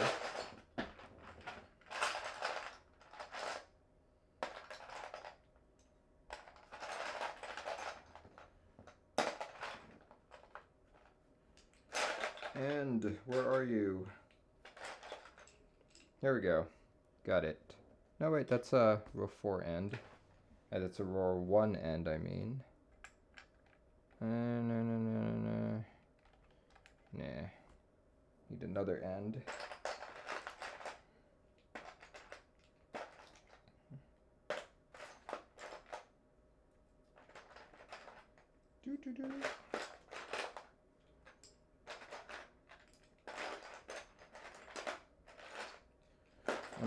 I'm gonna be so glad once I have my trays in that I don't have to keep doing this. Searching through it like Legos.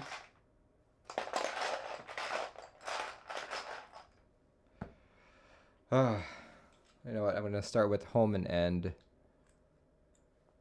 Page up, I mean. So page up. I need a row 2 page up. Row 2 page up. There we go. Row 2 page up. And a row 3 page down. Row 3 page down. And yeah, all that's missing is a row 4 end.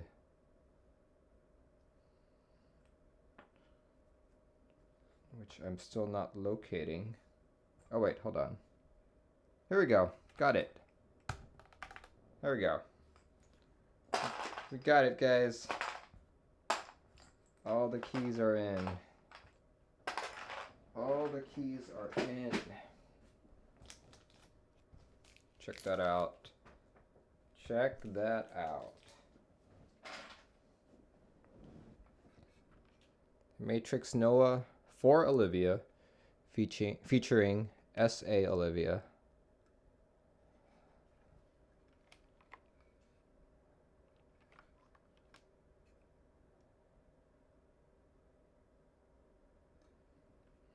All right.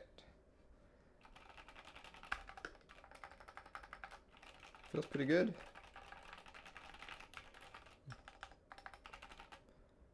But I can definitely hear how hollow the board is. There.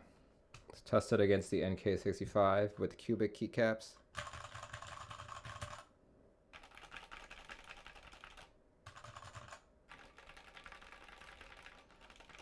Can we see the back?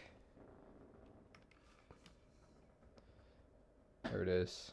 And no, that is not a button. That is just a style thing.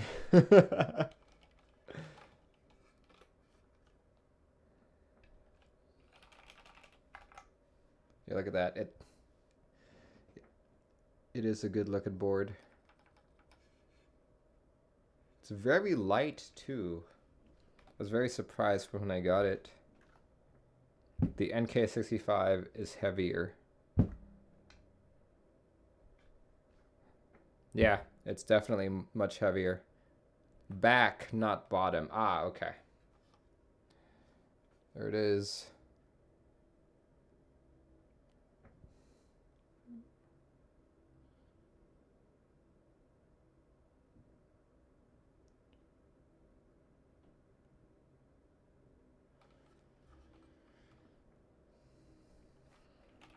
Yeah. So yeah, it's super light. You know what? I'm gonna grab a scale just for comparison. And at the same time, I'm gonna refill my drink. So BRB. BRB, hope you guys enjoy. Oh, my music's not even playing. Here we go. There we go. Oh. Okay, BRB. BRB.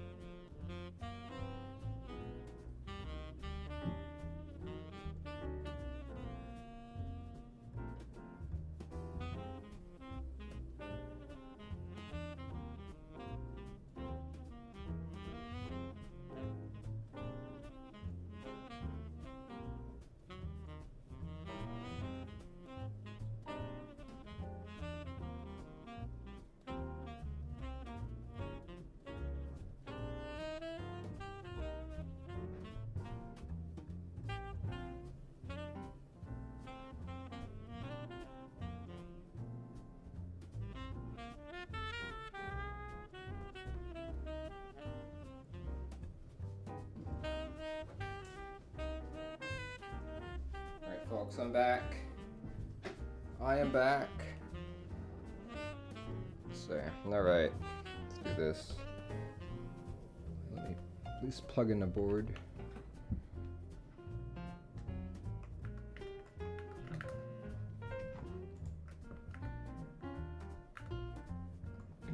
There we go. Alright, okay. I have a little kitchen scale here.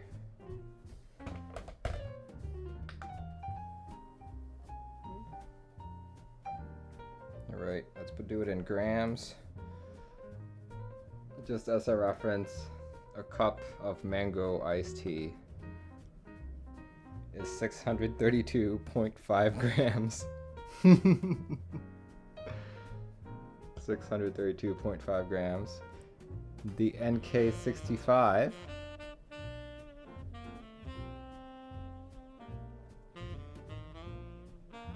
is about 1,335 grams. Oh, a little more than double what I'm drinking.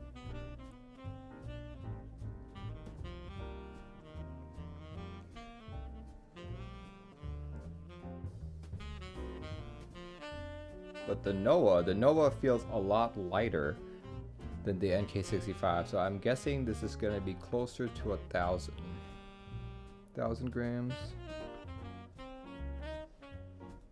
1,267 grams. Okay. 1,268 versus 1,335. So the NK65 is a full roughly 100 grams heavier. Okay. So I wasn't crazy. The board is a lot lighter. The board is a lot lighter. Okay. Dang. Every time I plug that in, it's so loose feeling. Like, it's not like super loose, but it's looser than the NK65 or like any board that has the USB-C soldered on. You could feel it move whenever you plug it in, and that's just disconcerting to me. Okay, let's do a typing test. Typing test.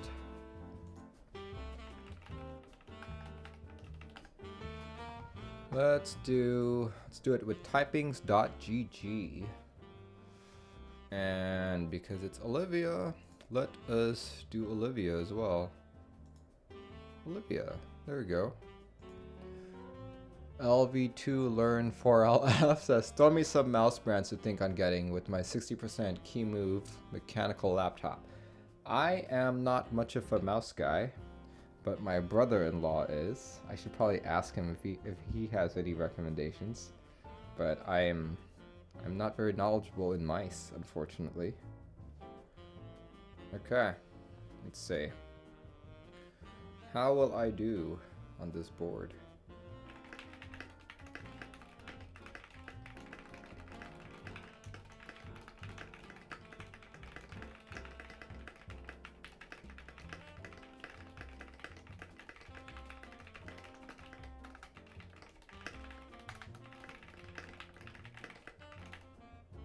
.143, accuracy of 91. Let me actually pause the music so you guys can hear this board. Man, it's like such a stark difference. This is both boards have relatively the same switch. They're both Telios. One is turquoise, one is not. One is lubed with 205G0, one is not. One is top mount, one is not, but one has SA, one has cubic. And the sound itself is so different already. Here, let's do it. Let me point my mic at it, actually. There we go. It's pointing at it.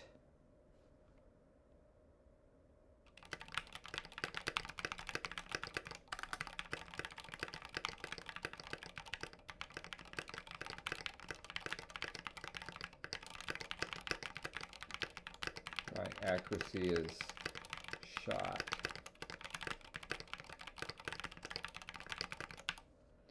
.145, accuracy of 93%. I like how it sounds, but I can definitely hear that like hollow resonance.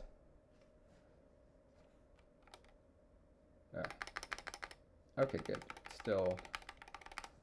It's still programmed in my layout, but it's soldered in Olivia's layout. Okay.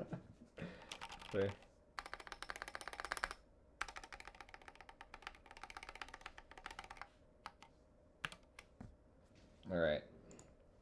Let's try it again.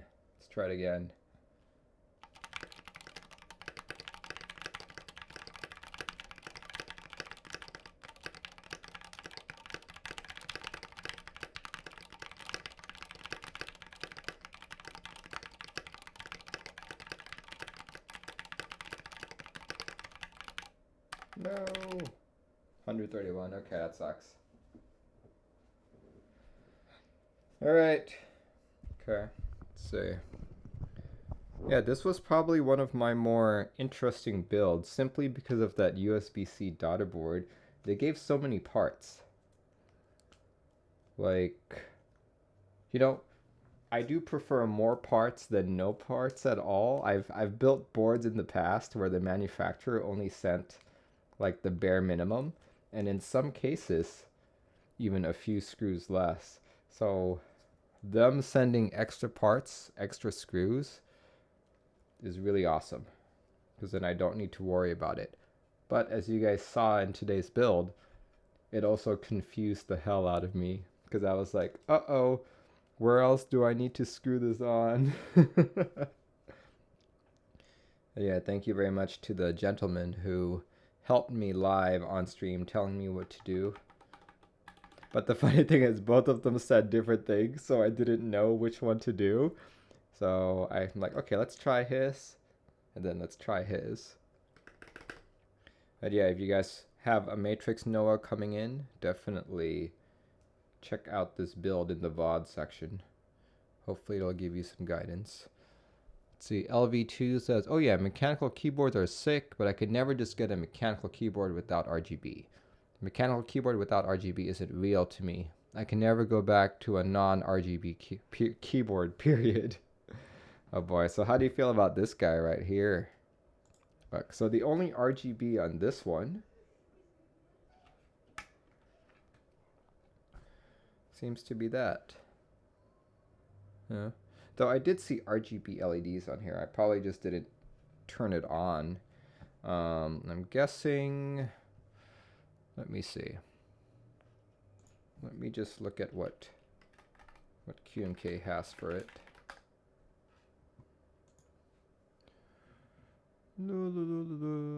Keyboards. Let's do Matrix.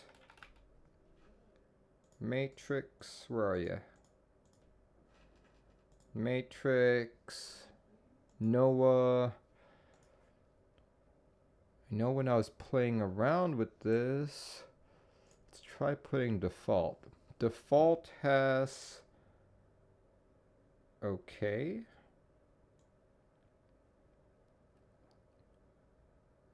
Okay, you can probably flash this.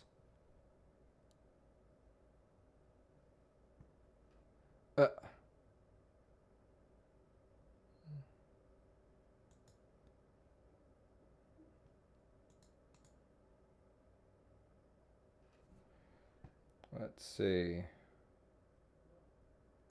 Let me flash this really quick just so I can get all the RGBs working.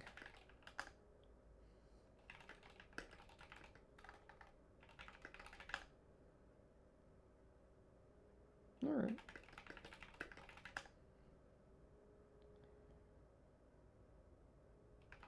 I'm just gonna flash it with whatever default is.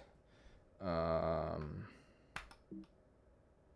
shoot, I need a second keyboard while I'm doing this. There. Second keyboard. Let me use a different board. There. Alright, let's use the 60%.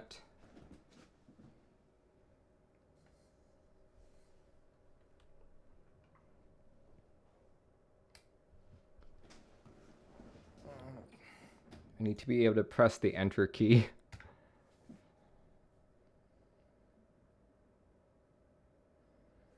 Right.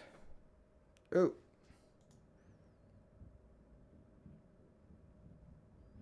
Uh-oh. There are issues with the build. What happened here?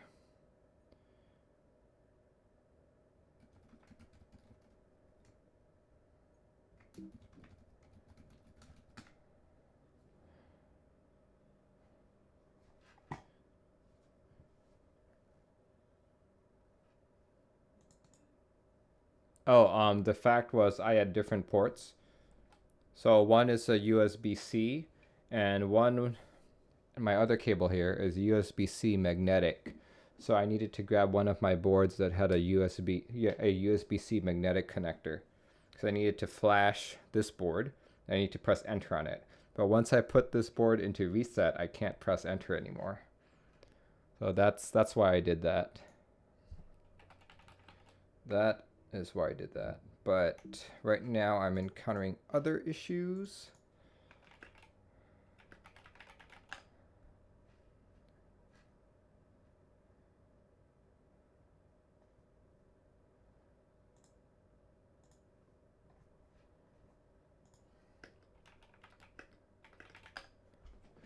Say, Kakan, I can fit in a maid shirt. Okay. Thanks for sharing that. Not sure why I'd want to know about that, but thank you.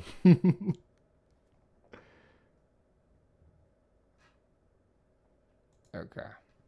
Let's try this.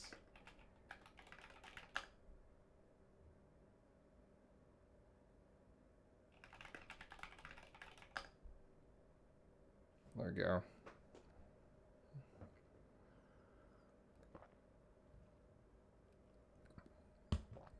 Okay, let's do this again. Reset the board, Fn plus R, hopefully. No, that's not the reset. Fn plus tab. No, that's still not the reset. What is the reset on this board? That's a very good question.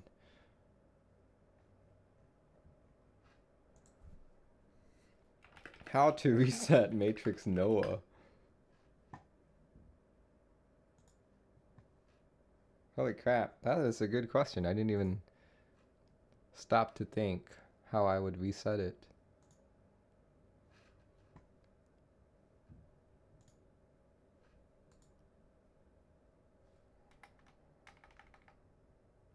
Yeah, I guess it's not documented anywhere.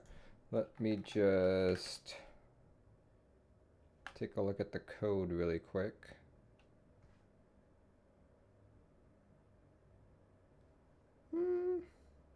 Okay. What can you tell me, code? Per key RGB LED. Dum dum dum dum.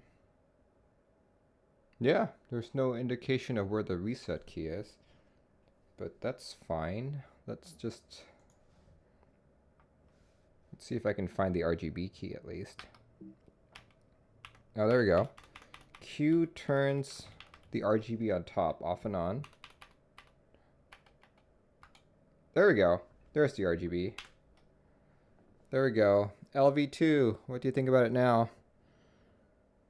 Here, let me lower the lights a little bit.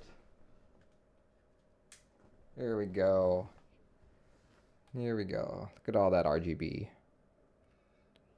RGB goodness just for you. Okay, I guess I need to figure out where his reset key is, because it wasn't on the PCB, and he did not publish his default key map. Well, it's published in QMK, but pressing it doesn't do anything, so it's probably something else. I'll figure that out after the stream. Yeah, here you go. That looks so much nicer. I'll probably take photos of it and paste it on my Instagram. Those keycaps are not RGB friendly. Yeah, I know. There's not very many enthusiast grade keycaps that are RGB friendly. I feel like there's only... Oh gosh, I think Novelkeys had that glow-in-the-dark set that was translucent.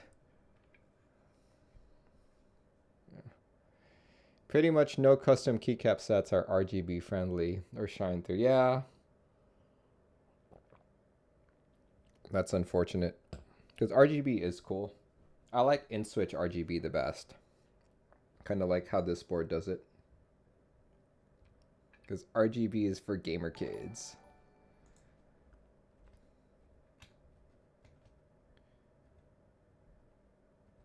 And like the pudding keycaps too, they are kind of... Are they only kind of? I feel like they are like the epitome of RGB friendly. They have like the bottom part that's shine through, and then they have the letters that are also shine through. I think that's like the best you can go. But you meant not cheap Chinese keycaps. Cool. All right, all the RGBs. All the RGBs.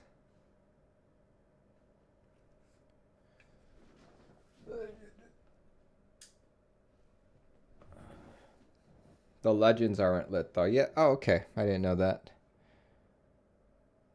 Yeah, check it out, guys. The Matrix Noah. Still need to figure out how I can flash this board, because it's supposedly QMK compatible. Guess we'll figure it out. Like the way to do it would be to press the FN key and press every single key, but that's just gonna take a day, so I'm not gonna do that on stream. I'll save you guys that horror. But yeah, here, let me do one last typing test. One last typing test. We'll probably end the stream. Typings.gg. There we go, there we go. Duncan Yo-Yo says boot magic. Could try that. But I tried that, when was it? 2 Tuesdays ago, and it didn't work. I tried holding the escape and plugging it in. Maybe it's space plus B. No clue.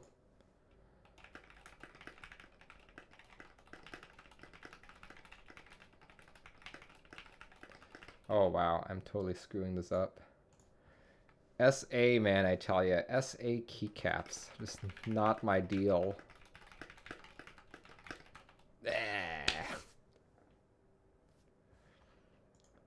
I turned on RGB and I'm not even typing very well.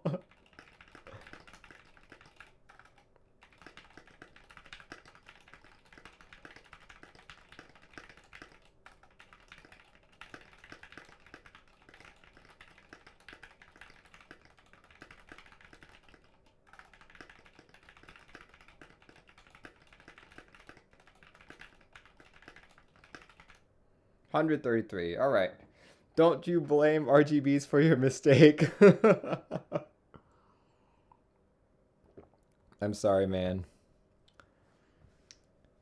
I should know better than to blame RGBs.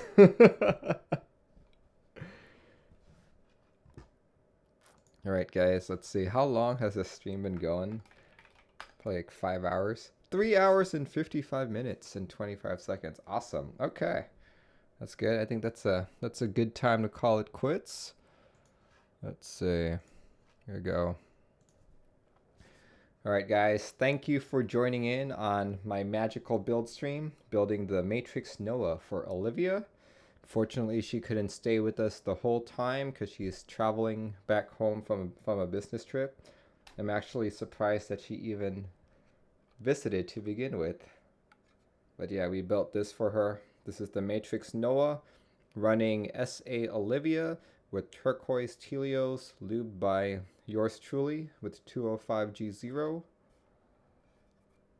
Look at that. I'm going to have to rub off all of my fingerprints there. But maybe the board will be worth more if it's got my fingerprints on it. Who knows? Who knows? Yeah.